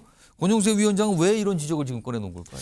예, 아무래도 지금 현재 그 윤석열 대통령, 현직 대통령으로 최초로 구속돼 있고 지금 헌법재판소 지금 탄핵 심리가 진행 중에 있지 않습니까? 그런데 지금 문제는 뭐냐면 우리가 지난번 박근혜 대통령 사례도 봤지만 헌정이 중단되고 조기 대선이 일어나고 난 다음에 많은 국론 분열, 어떤 국민적 갈등이 일어난 것을 우리가 잘 알고 있는데 지금 헌법재판소의 지금 심리 속도는 보면 2월 달부터는 거의 뭐 종일 지금 현재 탄핵 심리를 하게 되고 또 민주당은 뭐 연일 마치 이제 탄핵이 이제 확정된 것처럼 조기 대선이 확정된 것처럼 이야기를 좀 하고 있습니다. 이런 어떤 부분에 원칙적으로 비판을 하는 권영세 위원장의 말씀 속에 또 자연스럽게 지금 당 내에도 약간 뭔가 움직임들이 있긴 있단 말이에요. 조기 대선을 이야기하시는 분들이 좀 있기 때문에 어떻게 보면은 그 비판에 좀 화살이 좀 불똥이 좀 당내도 좀 일부 좀 미치고 있다. 그런 어떤 부분들이 주로 지금 현재 뭐 대선 이야기를 가끔씩 하는 대선 후보군들에게 미칠 것 같은데, 근데 지금 특히 이 시점에서 권영세 위원장이 저렇게 말씀을 하신 것 속에는 시간이 가면 갈수록 윤석열 대통령의 지지율이 좀 상승을 하면서 그 윤석열 대통령에 대한 어떤 지지를 하신 분들의 대부분은 탄핵 무효를 지금 외치고 있는 상황에서 반대를 외치고 있다. 지금 그 당의 이제 비대위원장 그런 어떤 국민들 그리고 당을 지지하는 어떤 그 당원들의 어떤 입장을 반영해서 저런 어떤 목소리를 내시는 것 같습니다. 지금 권영세 국민의힘 비대위원장이 이거 조기 대선 얘기 자꾸 왜 나오는 거예요? 그리고 당내에도 누가 부하대농하는 것 같은데요? 뭐 이렇게까지 지적을 했어요. 그런데 비슷한 맥락의 얘기를 윤상현 의원도 글로써 좀 주장을 했거든요. 화면 보면 이래요. 야권 윤석열 대통령 탄핵 심판 이미 결정된 듯 조기 대선 띄우고 있다. 그리고 일부 보수 성향 인사들 동조하는 모습 보이고 있다. 그러면서 이렇게 덧붙이죠. 허황된 꿈에 김칫국이 남아나지 않을 지경이다. 줄여서 조기 대선 김칫국 이렇게 되는 거냐. 아까 키워드가 여기서 나왔군요. 그래서 이런 상인데, 그런데 최근에 여당 내 대선 주자로 꼽히신 분들이 이런저런 얘기를 좀 꺼내놓은 게 있었어요. 그 목소리 좀 들어볼까요? 두 명이 있습니다. 보수 우파 진영에서 지금 조기 대선을 해도 불리하지 않다. 그렇게 계속 이야기를 해야지 괴멸이 되지 않습니다. 조기 대선 상황 오면 나가야지. 장이 있었는데 장돌배기가 장이 안 갑니까? 탄핵 심판이 진행 중입니다. 이 결론이 나기까지는 조기 대선이 치러질지 아무도 알 수가 없고요. 오늘은 깊은 고민을 하고 있다라는 말씀을 답변으로 드립니다. 신현영 전 의원께서 들으시기에 권영세 비대위원장이 우리 당 내에도 뭐가 부안해동, 그리고 이 윤상현 의원은 보수 성향 인사 중에서 뭐 김칫국 누구를 겨냥하고 왔습니까? 이 얘기는? 지금 자료화면에서 나온 것처럼 홍준표 시장과 그다음에 오세훈 지금 시장을 겨냥한 걸 수도 있고, 두 시장의 발언 강도 약간 다르긴 해요. 달라요. 발언 강도 자체는 적극성의 차이가 있고 시점의 차이가 있는데 플러스 2월 달에 지금 한동훈 또 전 대표가 뭔가 출격한다는 얘기 있지 않습니까? 지금 측근을 통해서 뭐가 자꾸 알려지고 있어요, 지금. 그래서 이렇게 정치 뉴스에서 우리가 이렇게 토론을 하다 보면은 결국에는 언제 조기 대선이 치러지며 국민의힘이 언제 윤석열 대통령과 절연할 것인가 이런 얘기들을 하게 되고, 결국에는 대선 후보로 나오는 사람들은 중도층의 표심을 잡아야 되기 때문에 극우 보수의 지지층들과는 거리를 두는 그런 모습들이 되는데 지금 권영세 대표만 하더라도 엄청나게 지금 당 지지율이 그래도 회복세에 있다 보니까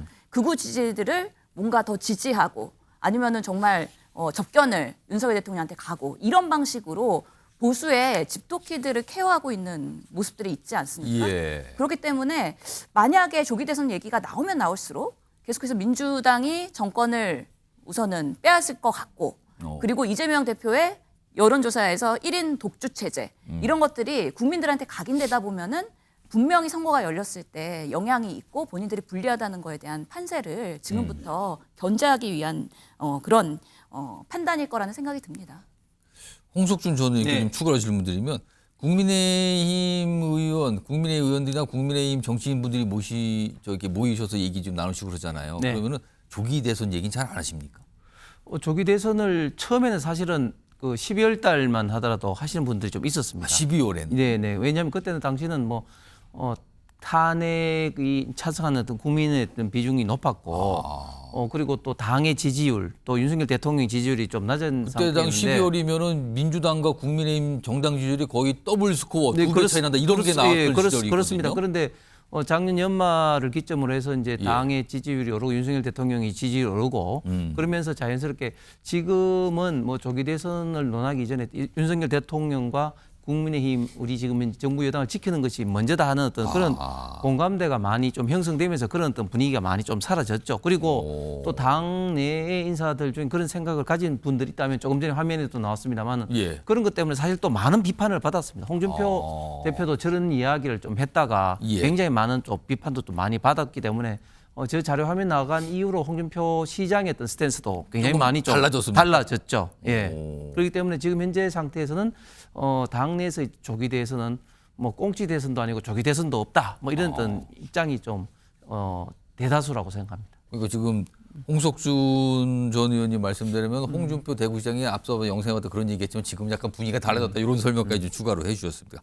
아무튼 국민의힘 지도부 차원에서 지금 조기 대선 얘기를 왜 하는 거예요? 부안해동하면 안 되잖아요. 이런 약간의 지적성 얘기가 좀 나왔습니다.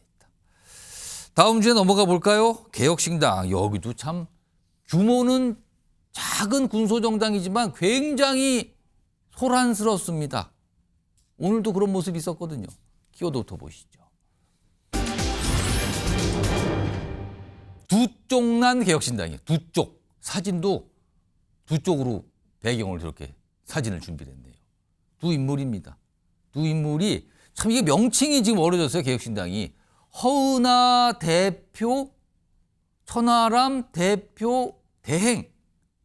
근데 한쪽에서는 아니라 그래요 또 서로들. 이런 상황입니다. 오늘 모습 좀 확인해 볼까요? 영상 준비되어 있습니다.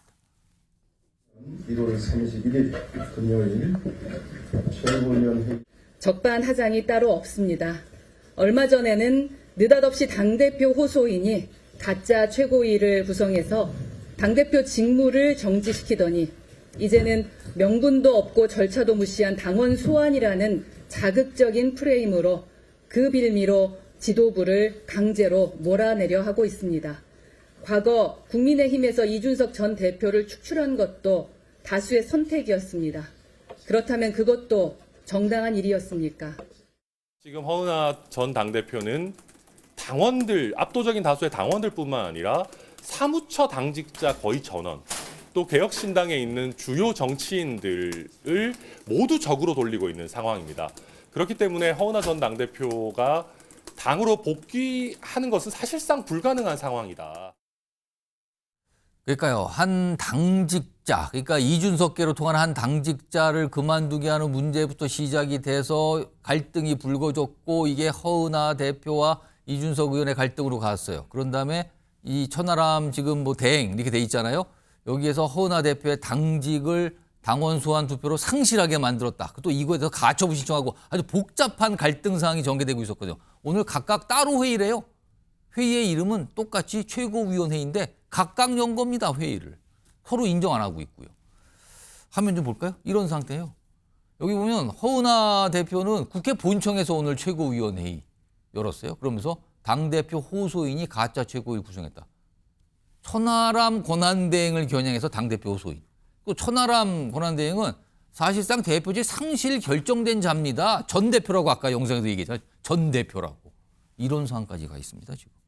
신현영 전 의원님. 그런데 이 상황이요. 가만히 보면은 허은하 대표와 이준석 의원의 갈등으로 보이거든요. 시작점이 그렇게 됐는데 이 상황 자체가 누구한테 더 큰 타격이라고 보십니까? 허은하 대표입니까? 윤석 의원입니까? 사실 지금 뭐 제3당인 개혁신당은 동시에 가라앉고 있기 때문에 어느 쪽이 유불리가 있다라고 판단되지는 않으나 국민 피로감이 점점 늘어나고 있습니다.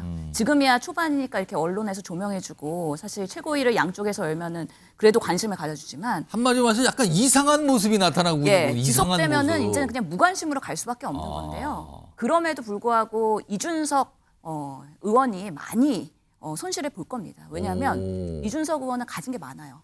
대선 주자로 뛰어야 돼요. 앞으로도 정치 생명이 길어요. 혹시 상황이 달라지면 뭔가 준비를 해야 될 상황도 있다. 그렇죠. 그렇기 때문에 잃을 것들이 있는데 허은하 대표 같은 경우에는 지금 이미 당대표직을 상실했다라고 당내에서 90%가 결정을 해버렸거든요. 갖고 있기 때문에 이미 가진 정치적 자산을 많이 잃었어요.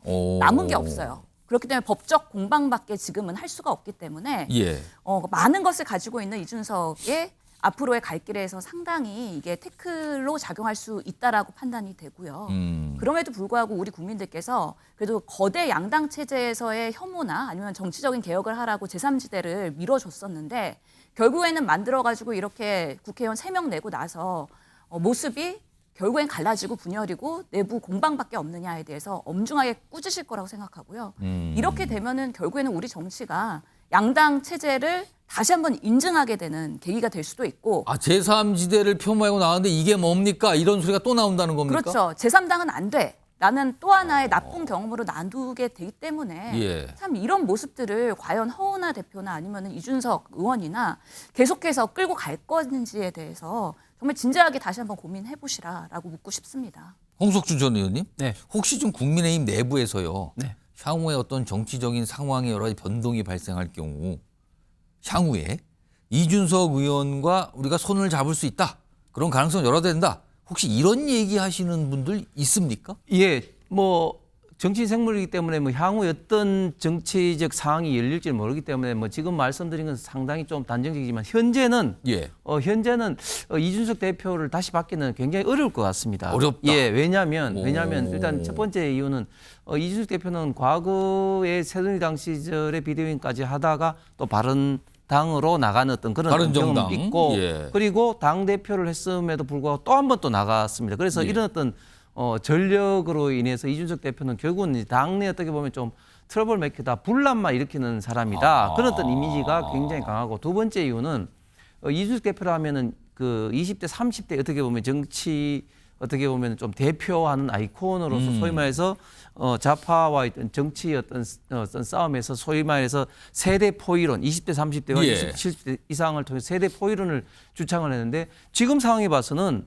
그 지금 윤석열 대통령 지금 탄핵 국면에서 20대, 30대의 지지율이 국민의힘 지지율이 굉장히 지금 올라 있습니다. 특히 20대, 30대 남성들로부터의 지지가 꽤 된다라는 평가 받고 있거든요. 굉장히 많이 올랐습니다. 그렇기 때문에 이준석 대표, 이준석 의원에 대한 어떤 정치적 효용론이 굉장히 많이 과거보다 떨어졌다. 홍석준 전 의원님께서 이제 완곡하게 효용론 그랬는데 필요성 자체가 낮아졌다 이 뜻입니까 지금요? 지금 현재 상태는 그래 된 것이죠. 그럼에도 불구하고 만약에 그 조기 대선이 벌어지게 되고 지금 현재 이준석 의원 같은 경우 제가 알기로는 뭐 강남에 뭐 캠프를 차린다 이런 보도도 나왔는데 그런 상태에서 이준석 대표가 어느 정도의 어떤 지지율을 얻느냐에 따라서 결국은 어떤 정치에 있어서의 어떤 합종 연행의 가능성도 전혀 배제할 수는 없다. 왜냐하면은 지난번 대선 때도 안철수 그 당시의 후보와 윤석열 대통령이 이렇게 한다고는 아무도 예상을 못했지 않습니까? 뭐 그런 어떤 가능성까지 배제할 수는 없다고 저는 생각합니다. 만약에 조기 대선이 치러진다면 그리고 이준석 의원이 출마한다면 어느 정도의 득표를 할 수 있는 거 아니냐? 그거는 또 여당으로서 굉장히 부담스러울 수 있다. 이 뜻입니까? 그렇습니다. 신영 전 의원님, 지금 보시기에 개혁신당 지금 굉장히 내분이에요. 뭐 회의를 따로따로 똑같은 이름의 회의를 각자 할 정도의 내분인데 결국 당이 쪼개진다고 보십니까? 글쎄요, 그냥 아예 와야 될 수도 있겠다라는 생각이 드는데요. 와야 되면 어떻게 되는 겁니까? 예, 이준석 대표가 아마 본인 자체의 플랫폼을 가지고 예. 또 선거 채비를 할 것으로 보이는데 예. 사실은 허은하 대표 경우에도 이준석 대통령 만들겠다 하고서 당대표로 나서지 않았습니까? 그리고 당선이 된 건데 예. 지금의 상황에서는 지금 내분의 주역이 됐기 때문에 비판에서 자유롭지 못할 것으로 보이고 예. 그렇기 때문에 지금 이준석 의원은 강남에 따로 대선 캠프를 차리면서 자기만의 플랫폼을 가지고 앞으로 확장세를 가지고 갈 거라고 생각합니다. 당이 플랫폼이 되는 게 아니라 별도로 뭐가 그렇죠. 또 있다. 통합에 뭔가 개혁신당을 바탕으로 해야 되는 플랫폼이 아니라 일부 쪼개진 자기만의 지지자들을 대상으로 해서 확대하려는 노력을 할 것이고 특히 지난 대선에도 0.73%로 결과가 이렇게 좌우가 됐었는데 만약에 국민의힘에서 정말 49대 51로 박빙의 대선으로 간다 그랬을 때 이준석의 1%나 2%가 정말 아쉬운 상황이다. 그렇게 되겠네. 라고 판단이 되면은 당연히 통합과 폭용을 할 수도 있어서 예. 이준석 대표는 끝까지 완주한다. 그리고 그런 반전을 노린다라는 생각을 갖고 지금부터는 계속해서 버티기 작전 플러스 확장세를 위해서 노력을 할 것이다. 그럼 지금 개혁신당 내부의 저런 갈등은 별 신경 안 쓴다 이 뜻입니까? 그러면 어쩔 수 없는 상수로 두고서는 그 대안을 이슈로 덮는 뭔가 큰 또 아젠다를 가져와서 대선을 조기에 준비를 하는 프레임을 가지 않을까 생각합니다. 많은 분들이 국회의원 3석의 군소정당인데 힘을 뭉쳐도 부족할 판에 지금 뭐 하는 겁니까? 이런 지적도 분명히 나오고 있어요. 그리고 제3지대를 표방했는데 지금 이 모습이 뭡니까 지금? 그리고 총선 당시에 그런 모습은 어디 갔습니까? 이런 지적도 분명히 나오고 있습니다. 자, 다음 이슈는 야당과 좀 관련이 많이 있네요. 이것도 키워드가 준비되어 있습니다. 김경수 뒤에 물음표입니다. 물음표입니다.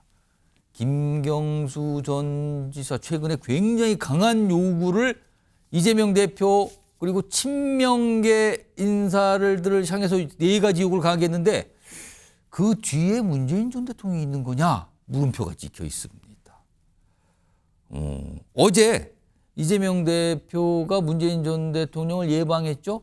그때 당시 모습을 좀 다시 한번 정리해서 영상으로 확인해 보겠습니다.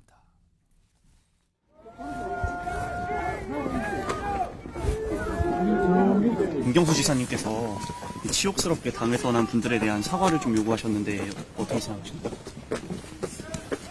대변인도 나중에 내가 나중에 민주당과 이재명 대표가 통합하는 행보를 잘 보여주고 있고 앞으로도 잘 해줬으면 좋겠다. 특히 지금같이 극단적으로 정치 환경이 조성되어 있는 상황에서는 통합하고 포용하는 행보가 민주당의 앞길을 열어가는 데 매우 중요할 것 같다. 어제 저렇게 설명에서는요, 이제 브리핑을 한 거죠. 기자들 앞에서 뭐 통합 이게 중요하다 이런 부분만 민주당에서 강조를 했어요. 그런데 시간이 하루 지난 오늘요, 문재인 전 대통령이 이재명 대표에게 추가적으로 한 말이 오늘 더 알려집니다. 통합만 얘기한 건 아닌 것 같아요. 화면으로 보죠. 이런 얘기도 했군요. 당내 비판적인 사람도 포용해야 됩니다. 이재명 대표 앞에서 이런 얘기를 했대요. 당내에서 비판적인 의견 자꾸 얘기하는 사람, 이런 사람도 포용하세요. 그리고요, TK, 대구 경북에서는 김부겸도, PK, 부울경에서는 김경수도 있다. 그러면서 다들 역할이 있으니 통합해야 된다. 여기서 통합이 나오지만 약간 분위기가 다른 통합이잖아요. 지금 이거는. 김부겸, 김경수, 두 민주당 소속 정치인들 역할이 다 있다. 이런 걸 꺼내놨어요. 굳이 이름을 언급하면서.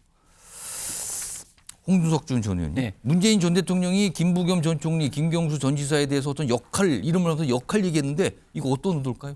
예, 일단 그 겉으로 보기에는 결국은 조기 대선이 벌어질 때는 그 김경수 지사나 김부겸 전 총리가 지역을 베이스로 해서 분명히 영향력이 있는 정치인이기 때문에 민주당이 승리하기 위해서는 역할이 있다. 예. 그런 어떤 의미인데 그러나 그것도 이면 속에는 저는 다른 것도 있다고 생각합니다.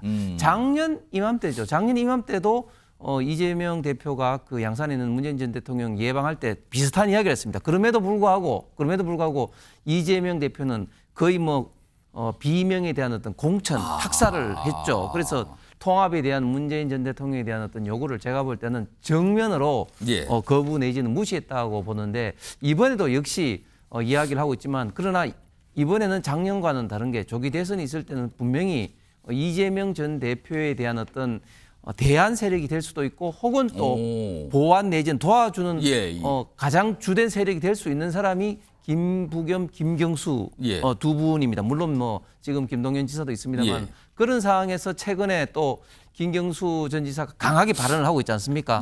그런 것을 어떻게 보면 또 문재인 대통령까지 다 포함해서 이야기를 하신 거 아닌가 생각합니다. 신현영 전 의원께서 보시기에는 김부겸, 김경수 두 정치인의 이름을 언급하면서 역할을 얘기한 거 이거 어떤 의도라고 보세요? 우선은 3김 중에서 김동연 지사 언급은 없었잖아요. 없었어요. 약간 아쉬워할 것 같아요. 아 본인은 김부겸 지사 같은 경우. 근데 대선할 때 0.73%로 졌기 때문에 이번에는 꼭 정권 재창출을 위해서 모두가 힘을 합쳐야 된다라는 그 통합의 메시지가 맞습니다. 문재인 대통령께서 특히나 친문, 친노 지지자분들을 더 챙기고 그분들을 위해서 또 정치를 했었던 본인들의 측근들이죠. 이런 분들이 이번 대선에서도 일정 부분 캠프에 들어가서 역할을 하면서 목소리 냈으면 좋겠다라는 부분에 있어서의 그런 포용의 메시지를 낸 거라고 혹시 보이고요. 대안이 될 수도 있다 이런 의도는 전혀 안 보이는 건가요? 뭐 아직까지는 그럴 수가 없는 게 보시다시피 동영상 보면은 이재명 화이팅도 외쳤습니다. 사진 찍을 때는. 그렇군요. 그렇기 때문에 이재명 대표 중심으로의 민주당으로서 정권 재창출을 할 때 PK 특히 부울경이 항상 우리 당으로서는 취약지기 때문에 그들의 표심을 잡을 수 있는 정말 통합의 인사들을 꼭 같이 목소리 내면서 활용했으면 좋겠다라는 거에 대한 문재인 대통령의 요청이기 때문에 또 그런 부분에 있어서 이재명 대표도 화합으로 하면서 긍정적인 표시를 했기 때문에 아마 이제 정말 조기 대선 국면으로 가서 박빙의 싸움이 될 때는 이런 한 분 한 분들의 목소리가 매우 중요할 것이다. 라는 것 때문에 이것이 과연 뭐 내부에서 분열이나 갈등을 조장하는 게 아니라 문재인 전 대통령으로서의 정권 재창출을 위해서 민주당이 나아갈 길을 제시했고 특히 우리 당이 가장 견제해야 되는 건 국민의힘이 항상 뭐 일당 독재다. 그런 면에서의 뭔가 민주주의가 상실됐다. 이런 것들에 대해서 뭔가 그것을 간증할 수 있는 모습들이 여러 주자들이 다 같이 경선을 통해서 나름 건전한 민주주의를 당내에서 보이는 것이기 때문에 그런 과정 관리가 매우 중요합니다. 그런 면에서의 민주당이 앞으로 가야 될 길 그리고 집권당으로서 앞으로 그런 전체 국민들과 중도층의 표심을 잡을 수 있는 역할을 제대로 해달라는 그런 메시지로 이해가 하시면 좋을 것 같습니다. 지금 어제 그 예방과 함께 더 큰 주목을 받은 거는 그 전날 김경수 전 지사가 내놓은 4가지 요구거든요. 근데 그 중에서 특히 당과 관련돼서 직접적으로 비판한 대목이 있어요. 그 대목 화면으로 한번 정리해보면 이렇습니다. 1급 체제, 정당 사유화라는 아픈 이름 버릴 수 있도록 당내 정치 문화를 바꿔야 한다고 강조합니다. 그럼 지금 상태를 정당 사유화 1급 체제로 진단을 한 거예요. 김경수 전 지사는. 근데 이와 관련해서 지금 친명계 인사들이 어제도 그렇고 오늘도 그렇고 계속 비판적 입장 내거든요. 그 목소리 좀 들어보겠습니다. 진보층과 중도층의 흐름은 윤석열 탄핵 및 파면 찬성과 민주당 지지, 즉 정권 교체론이 우세합니다. 이재명 대표의 개인적 지지가 큰 폭의 1위를 계속 유지하고 있습니다. 이재명으로 정권 교체의 큰 흐름이라고 할 수가 있습니다. 윤석열 구속 기소가 확정된 시점에서 이 흐름은 앞으로도 유지될 것으로 보입니다. 김경수 지사가 뭐 구체적으로 혹시 있을지 모를 어떤 조기 대선에 나가려고 몸푼다 그렇게 보지는 않고요. 다만 그렇게 안 보세요? 지금 상황에서는 어떻게 됐든 간에 이 내란 국면을 만드는 윤석열 대통령을 엄정하게 심판하고 또 혹시나 있을지 모를 조기 대선에서 민주당이 승리할 수 있게 그렇게 하는 데서 본인이 어떤 역할을 해야 될지 좀 그런 고민을 좀 해주시길 좀 부탁드리겠습니다. 자, 홍석준 의원님 앞서서 김경수 전 지사가 4가지 요구 중에서 이제 1급 체제다 정당수화를 이렇게 당을 진단한 게 있는데 혹시 이런 생각이 문재인 전 대통령 생각과 비슷할 거라고 생각하시나요? 예, 저는 문재인 전 대통령 생각과 궤를 같이 한다고 봅니다. 특히 1급 체제를 비판하면서 지난 총선 과정에서 비명 행사한 거, 그다음에 당을 떠난 분들에 대한 어떤 사과를 이야기했는데 저는 그런 어떤 부분들이 단순하게 김경수 전 지사의 혼자의 어떤 생각은 아니다고 봅니다. 거기에 대해서 친명계가 지금 자료 화면에 나온 분들은 굉장히 점잖게 이야기했는데 자료 화면에 안 나온 친명계 의견 중에서는 예. 뭐 친노 패족이라는 이야기까지 하고 드루킹 예, 예. 이야기까지 하면서 조금 격렬해지면서 또 박지원 의원 같은 경우는 또 뭐 김부겸 전 총리라든지 또 김경수 전 지사에 대해서 뭐 찻잔 속에 뭐 태풍이 이런 식으로 예, 예. 굉장히 좀 평가절하하는 경향이 있는데 그러나 제가 볼 때는 지금 상황은 이렇지만 그러나 이재명 대표의 항소심 결과에 따라서는 찻잔 속의 태풍이 아니라 전체 엄청난 태풍, 정치권의 태풍으로 몰아칠 수 있는 그런 환경이 민주당 내에서 조성되고 있다고 봅니다. 홍석준 전 의원께서는 민주당에서 나온 반응과 좀 다른 견해, 외부적 시각을 좀 보여주셨습니다. 자, 다음 이슈는 영상으로 먼저 만나보도록 하죠. 확인해 보겠습니다. 또 민주당이 다수당이니까 국정 운영에 조금 책임을 지는 모습을 보여다오라는 그런 기대가 있었던 것 같고요. 그런 점에서 조금 더 계속 강공일병도로 간 데 대한 국민적인 좀 피로감 내지는 그런 부분이 있는 것 같습니다. 많은 국민들이 민주당 보고 너희들 정신 차리지 않으면 우리가 다른 선택을 할 수도 있다라는 막 그런 경고장 주시는 거 아닌가 그렇게 봐야죠. 자제해야죠. 자꾸 이렇게 정쟁 유발적인 이런 일들이 일어나면 이건 국민들이 더 불안해하죠. 그리고 민생 경제 회복에도 도움이 되지 않습니다. 예, 국정 안정과 민생 회복이라는 목표를 향해서 정치권이 나아가야 되는데 거기에서 제가 할 역할이 있으면 하겠다 하는 그런 거고요. 자, 뉴스와이드 시작하면서 시청자 여러분께 예고해드렸죠. 오늘 김부겸 전 국무총리 오늘 미니 인터뷰가 준비되어 있고요. 지금 김부겸 전 총리 스튜디오에 나와 계십니다. 안녕하십니까? 네, 안녕하십니까? 네. 요즘에 굉장히 많은 분들 만나시고 좀 분주하다고 제가 들었는데 오늘 민주당 상황과 전국 전환 좀 진단을 좀 해보겠습니다. 우선 제가 오늘 김부겸 전 총리와 만나서 인터뷰를 한다고 주변에 좀 알리니까 이런 질문을 해달라고 먼저 말씀들을 많이 하셨는데 지금 계엄 사태 이후에 탄핵 정국이 이어지고 있잖아요. 사실은 상황만 보면 민주당한테 절대적으로 유리한 상황이다. 다 이렇게 평가를 하거든요. 그러나 최근에 나온 민주당 지지율만 보면 윤석열 대통령이 소속된 국민의힘과 그냥 비슷비슷하게 나옵니다. 왜 이런 모습이라고 진단을 하고 계십니까? 뭐 이런 결과가 나온 데 대해서는 대단히 아프죠. 뭐. 예. 그러나 분명한 거는 국민들이 기대했던 탄핵 이후에 국정이 혼란스럽고 국민이 불안할 때 좀 민주당이 원내 다수당으로서 좀 성숙하고 또 여유 있게 이 국정에 대한 책임지는 모습을 보였더라면 국민들한테 지금부터는 더 강한 지지를 받지 않았을까 막 그런 아쉬움이 남습니다.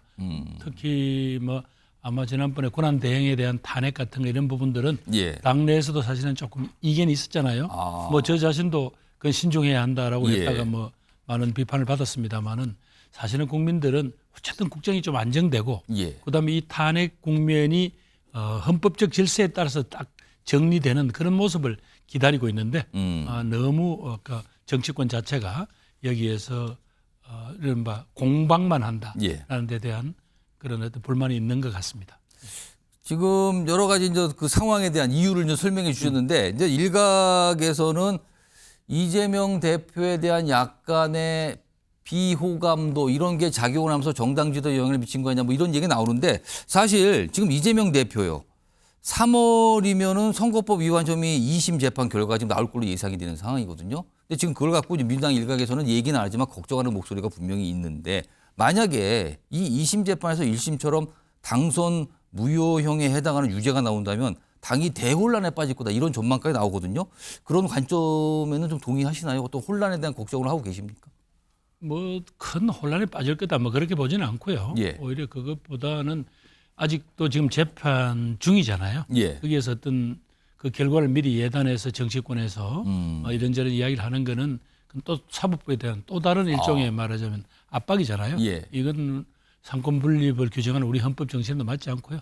이 문제에 대해서는 사실은 뭐 이런 분 저런 분들이 많은 이야기를 하지만 이런 부분들에 대해서는 우리가 조금 좀 지켜보는 게 옳다. 또 이 문제는 또 당사자인 이 대표 스스로도 이런 문제에 대한 여러 고민이 있을 텐데 그걸 미리 뭐 결과를 예단해서 이야기하는 거는 적절치 않다고 생각합니다. 그렇다면은 그 2심 결과가 나온 뒤에라야 어떤 상황에 대한 파악을 할 수 있고 입장도 낼 수 있고 그렇다. 좀 기다려봐야 된다 이 뜻입니까?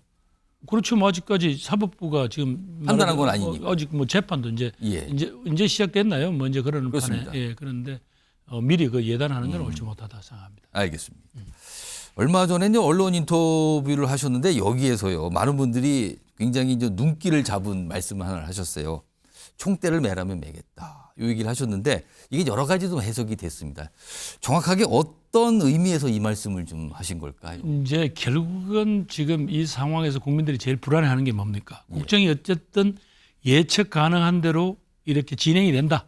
또 탄핵도 헌법재판소라는 어떤 헌법적 질서에 따라서 이렇게 정리가 된다. 이런 게 분명히 보여주는 것을 국민들은 바라잖아요. 그래서 이 기간이 끝나고 나면 대한민국은 새 정부가 들어설 것이고 또 그 새 정부에 의해서 그래도 그동안 좀 중지됐던 대한민국의 또 다음 단계에 대한 준비 또 뭐 도약이라 할까 이런 것들이 진행될 것이다라는 그 믿음이 있잖아요. 국민들이. 이걸 흔들어서는 안 된다는 거고 그런 점에서는 예를 들면 여야 누구의 어떤 그 뭐 입장이 아니라 그 국민들의 입장에서 할 말은 하고 또 필요하면 또 행동도 하고 하는 역할을 하겠다 뭐 그런 취지라고 보시면 되겠습니다. 행동도 하고 역할도 하겠다 이렇게 보니까 더 궁금해지는데요. 구체적으로 이게 어떤 모습일까? 제가 이제 총대란 말을 안 쓰는 거는 총대라고 하니까 그게 또 자꾸 계엄을 연상시킨다고 그래서 제가 그 말을 안 썼네요. 아무튼 뭔가 적극적인 역할, 안정시키는 적극적인 역할은 좀 하겠다. 그런 의지가 있다. 국정 안정이나 또 국민들이 바라는 예측 가능한 우리 헌정 질서의 어떤 회복이랄까 이런 데 필요하다면 하겠다. 시청자 여러분께서 지금 말씀 들으시면서 여러 가지 또 해석을 하실 것 같아요. 생각도 좀 하시고요. 알겠습니다. 앞서서도 이 주제를 좀 패널 분들과 다뤘는데요.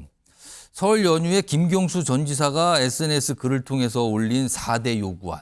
이건 누가 봐도 이재명 대표와 당내 친명계를 향한 요구안이었거든요. 이게 사실은 민주당 내에서 친명계들이 강하게 비판하면서 굉장히 반발을 하는 상황인데 김경수 전 지사의 이 요구 어떻게 좀 평가하십니까? 그래서 뭐 개별적인 요구 하나하나에 대해서는 뭐 제가 뭐 다들 그렇습니다. 그냥 한번 훑어봤으니까 못 하겠고요. 뭐 저 조금 말을 독하게 하긴 했지만 민주당 내에서 그런 이야기들이 나오는 것 자체는 전 자연스럽다고 보고요. 또 거기에 대해서 또 뭐 반격을 할 수는 있겠죠. 그러나 그런 과정들이 좀 물 흘러가듯이 편안하게 자꾸 이루어지는 것이 오히려 민주당의 어떤 경쟁력을 할까 또 국민에 대한 신뢰를 높이는 데 도움이 된다. 그렇게 생각합니다. 그게 무슨 뭐 자꾸 싸움으로만 볼 건 아니다. 근데 살짝 지금 보면은 살짝 갈등 국면처럼 비춰지고 왜냐하면 친명계 인사들 중 저 아까 방송에서도 사실은 여러 가지 특히 대표적 정성호 의원 등 목소리를 저희가 시청자께 전달했지만 사실은 굉장히 그건 온건한 반응이었거든요. 실제 굉장히 격한 반응까지 하면서 굉장히 좀 험한 비판을 하시는 분도 있거든요. 이게 자칫 굉장히 지금 상황이 민감한 때인데 이걸 좀 어떻게 좀 봐야 될까요? 저는 과거에 뭐 김대중 대통령님, 노무현 대통령님, 뭐 문재인 대통령 이런 분들 다 모시고 해봤습니다만은 당 내에서 뭐 다른 이견이 나오는 것, 또 그 이견에 대해서 서로 간에 뭐 공박하는 것 이런 것들은 우리 민주당의 생명이 뭡니까? 결국 다양성, 민주성이거든요.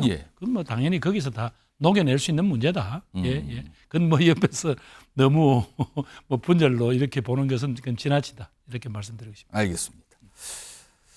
어제 이재명 민주당 대표가 문재인 전 대통령 평산마을 찾아서 예방을 했습니다. 그래서 뭐 1시간 조금 넘게 좀 여러 가지 대화를 나누고 그 대화 내용도 좀 알려줬어요. 어제는 통합을 강조했다 정도만 소개가 되는데 오늘 하루가 지나니까 문재인 전 대통령이 이재명 대표에게 당부했던 내용도 조금씩 알려줬는데 그중에 한 대목이 김부겸 전 총리 얘기를 좀 하셨더라고요. 그래서 TK 지역에는 김부겸 전 총리도 계신다. 그리고 어떤 역할이 다 있다. 그런 게 다 통합돼야 된다. 이런 말씀을 문재인 전 대통령이 했다고 나오는데 이거 어떻게 좀 들으셨을까요? 이 내용 좀 보셨죠? 어떻게 뭐 좀 저도 봤습니다만 문재인 전 대통령의 생각을 어떻게 좀 파악하셨을까요? 어떤 뜻으로? 뭐 문 대통령님 생각을 제가 뭐 다 파악할 수는 없지만 아마 좀 당내에 다양한 목소리 또 다양한 주자들이 각자 자기 비전을 가지고 국민들 앞에 호소하고 이런 모습들이 당에 도움이 된다. 따라서 뭐 말하자면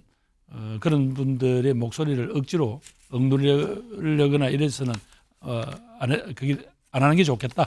아마 이런 취지를 말씀하신 것 같고 또 아마 말씀은 뭐 제가 정확하게 확인을 못했습니다만은 우리 민주당이 바로 그렇게 다양성 또 민주성이 보장될 때 확실히 국민들한테 지지도 더 받고 그다음에 혹시 뭐 이제 탄핵이 결정이 된다면 대선이 치러질 텐데 그럴 때도 민주당이 그런 폭넓은 모습을 보여야 경쟁력이 있는 거 아니냐 뭐 그런 걱정으로 하신 게 아닌가 싶네요. 그렇다면 지금은 약간 민주당의 다양성이 좀 부족하다 이런 걸 좀 지적을 한 뜻이었을까요? 문 대통령이 어떤 생각을 가진지 모르지만 지금 많은 국민들이 비판하는 부분들이 이제 그런 부분이 있는 건 사실이지 않습니까? 특히 탄핵을 지금도 받아들이지 못하고 있는 분들은 그 목소리가 아주 더 크잖아요.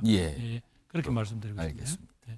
설 연휴 동안에 김두관 전 의원과 전화통화를 하신 걸 또 보도가 돼서 알려집니다. 그런 내용도 소개가 됐는데 조만간 김두관 전 의원과도 만나기로 했다 이런 내용까지 알려지는데 이걸 두고 이제 많은 분들이 정치권에서는 늘 이런 상황이 있으면 이걸 어떤 모습일까? 사실은 김부겸 전 총리라는 정치인의 그 무게감을 생각한다면 향후에 당내 비명계 그러니까 이재명 대표와는 약간 결이 다른 정치인들과 뭔가를 좀 힘을 모으려는 거 아니냐 이렇게까지 해석이 갔거든요. 이거 좀 어떻게 좀 설명하실까요? 아니 이건 정초니까 서로 이제 안부 인사 또 덕담한 건데 그건 너무 과대 해석이고요. 다만 김 지사께서는 우리가 지금 현재 이런 노력들이 결과적으로는 새로운 대한민국을 이렇게 새로운 대한민국을 만드는데 조금이라도 기여를 해야 된다. 그런 점에서 또 김 지사는 오랫동안 지방 분권과 지방 자치 문제에 대해서 평생을 이제 말하자면 그걸 전도사 노릇을 해오신 분이니까 그런 내용들이 이제 지금 논의되는 개헌 논의에도 들어가는 것 뭐 이런 부분에 대해서 열심히 노력하겠다 이런 취지고요. 그래서 뭐 저도 서로 각자 자기가 대한민국에 대해서 갖는 어떤 꿈이나 비전이랄까 이런 걸 놓고 노력을 하자. 뭐 그런 정도였죠. 그걸 뭐 당장 무슨 뭐 둘이 뭐 혹시 만나서 다른 그러니까 이재명 대표와 결이 다른 제가 지금 완곡계 표현했는데 사실 비명계라고 통상 불리거든요. 비명계로 간주되는 다른 정치인분들과 또 만나시거나 연락하실 그런 계획이 좀 있으십니까? 아니 뭐 정치하는 사람들끼리 서로 뭐 이렇게 전화도 하고 뭐 이런저런 얘기를 나누는 것까지 그거 가지고 뭐 문제 삼을 건 없지 않습니까? 언론에서 문제 삼는 게 아니라 언론에서 굉장히 관심 있게 좀 보고 있습니다. 그래서 보도가 좀 되고 있어요. 방금 전에 개헌 얘기 살짝 하셨는데 김부겸 전 총리께서도 이제 대표적으로 개헌을 주장하시고 요즘에 목소리 좀 내고 계신데 이게 사실은 그동안 참 합의가 안 됐던 내용이거든요. 목소리나 원칙에 대한 얘기는 다 나왔으나 합의가 안 됐어요. 자, 구체적으로 어떤 내용의 개헌 그리고 이게 언제 개헌이 이루어져야 된다고 보십니까? 기본적으로 현재 이번에 이 사태가 생긴 가장 큰 이유는 뭡니까? 대통령 한 사람에게 계엄령이라는 막강한 권한을 주고 군대를 동원해서 대통령 한 사람이 헌법기관을 마비시킬 수 있는 이런 권한을 가진 헌법을 가진 나라가 지금 OECD 국가 중에는 없습니다. 그래서 이 제왕적 대통령제 이거 이제 걷어낼 때가 되었다. 민주적인 어떤 국가 무슨 책임제로 가야 되겠죠. 민주적 대통령제로 가야 되겠죠. 그런 내용이 분명히 담아서 대통령에게 지나치게 집중된 권한을 분산해야 되는 거 이건 분명히 이번에 해내야 된다. 이렇게 국민들이 고통을 함께 치르고도 그런 정도의 합의를 못 해낸다면 안 된다라는 거고요. 그다음에 그랬을 때 시기는 어떻게 하느냐. 과거 후보들도 약속을 해놓고 안 했으니까 저는 빠르면 개헌 논의의 결과물을 빠르면 내년 지방선거 때 국민투표에 붙이거나 지방선거 때 아니면 늦어도 다음 총선 때는 분명히 이 문제를 매듭을 지어야 한다. 그렇게 생각합니다. 사실은 그동안 개헌 논의가 많은데 불발된 이유가 주요 정치인들 그러니까 개헌을 할 수 있는 힘을 가진 정치인들이 개헌 얘기를 했지만 그 이후에는 별다른 관심을 안 들면서 흐지부지 되는 경우가 너무 많았거든요. 그러니까 유력 후보자들이 반드시 후보가 되면 국민들이 요구를 해야죠. 이렇게까지 우리 공동체가 흔들렸는데 이 문제를 근본적으로 해결하려고 하는 게 지금 봐서는 대통령 권한을 분산시키고 민주적으로 통제하는 방법밖에 없는데 그 문제에 대해서 후보자들이 어떤 대안을 갖고 있냐 그건 물어야 되는 거 아닙니까? 그래서 거기서 합의가 된다면 그러면 주요 방향과 시기까지 국민들이 요구를 할 수 있을 것이다. 그렇게 봅니다. 그렇다면 만약에 조기 대선이 있다면 약속을 해라. 약속을 해라. 약속을 하고 국민들한테 다 밝혀라. 이 말씀인가요? 그러니까 큰 방향과 내용과 그다음에 시기 정도는 국민들이 요구를 할 권한이 있죠. 이번에 이렇게까지 우리 국민들이 이 어려움과 이 혼란을 우리 국민들이 지금 묵묵히 지고 있지 않습니까? 여기에 대해서 어떻게 정치인들은 답할 책임이 있죠. 자, 여당과 관련된 얘기 좀 해보겠습니다. 요즘에 국민의힘에서 헌법 재판관들, 일부 헌법 재판관들에서 계속 문제 제기를 좀 하고 있거든요. 그에 대해서 좀 민주당, 야당들은 비판하고 있는데 이 상황은 좀 어떻게 이해하고 이거는 정말 책임지는 정치인들로서 해서는 안 될 일이라고 생각합니다. 특히 우리는 상권 분립이 엄격하잖아요. 예. 적어도 사법이 어떤 자기들의 권한을 가지고 예. 진행하는 일에 대해서 이런 식으로 일종의 어깃장을 놓는 거잖아요. 이거는 결국은 자칫하다가는 그 선거 결과가 어떻게 날지 모르겠습니다만 거기에 대해서 자칫하면 불복의 빌미를 만들려는 게 아니냐. 그럼 이 공동체를 어떻게 감당하려고 합니까? 이 예. 공동체에 던져진 혼란을. 거기는 이 국민들이 치르고 있는 이 고통. 예. 거기에다가 빨리 국민들은 이렇게 국정이 어느 정도 안정이 돼서 이 경제적인 어려움. 예. 특히 이제 요새 뭐 딥시크 문제 때문에 전 세계가 AI 때문에 지금 큰 그게 난리가 났는데 예. 거기에 대해서 어떻게 대응하지? 이런 국민들의 정말 이 답답함을 해결하는 것이 우리 정치권의 책임일 텐데 여기서 지금 헌재 재판관들까지 시비를 걸고 예. 그럼 이 헌법 질서 자체를 그러면 부정하겠다는 겁니까? 그건 아닐 거 아니에요. 그래서 이건 빨리 이런 일은 간도해야 한다. 이거는 그렇게 말씀드립니다. 오늘 최상목 대통령 권한대행이 두 번째 내란 특검법에서 거부권을 행사를 했습니다. 이제 민주당에서는 이거는 합당한 책임 묻겠다고 하는데 사실은 탄핵 소추 말고는 어떤 책임이 있을까 싶은데 이거 좀 어떻게 좀 보고 계십니까? 글쎄 자꾸 이 권한대행이 이렇게 정무적 사안에 이렇게 깊이 휘말리는 것은 정말로 불행입니다. 예.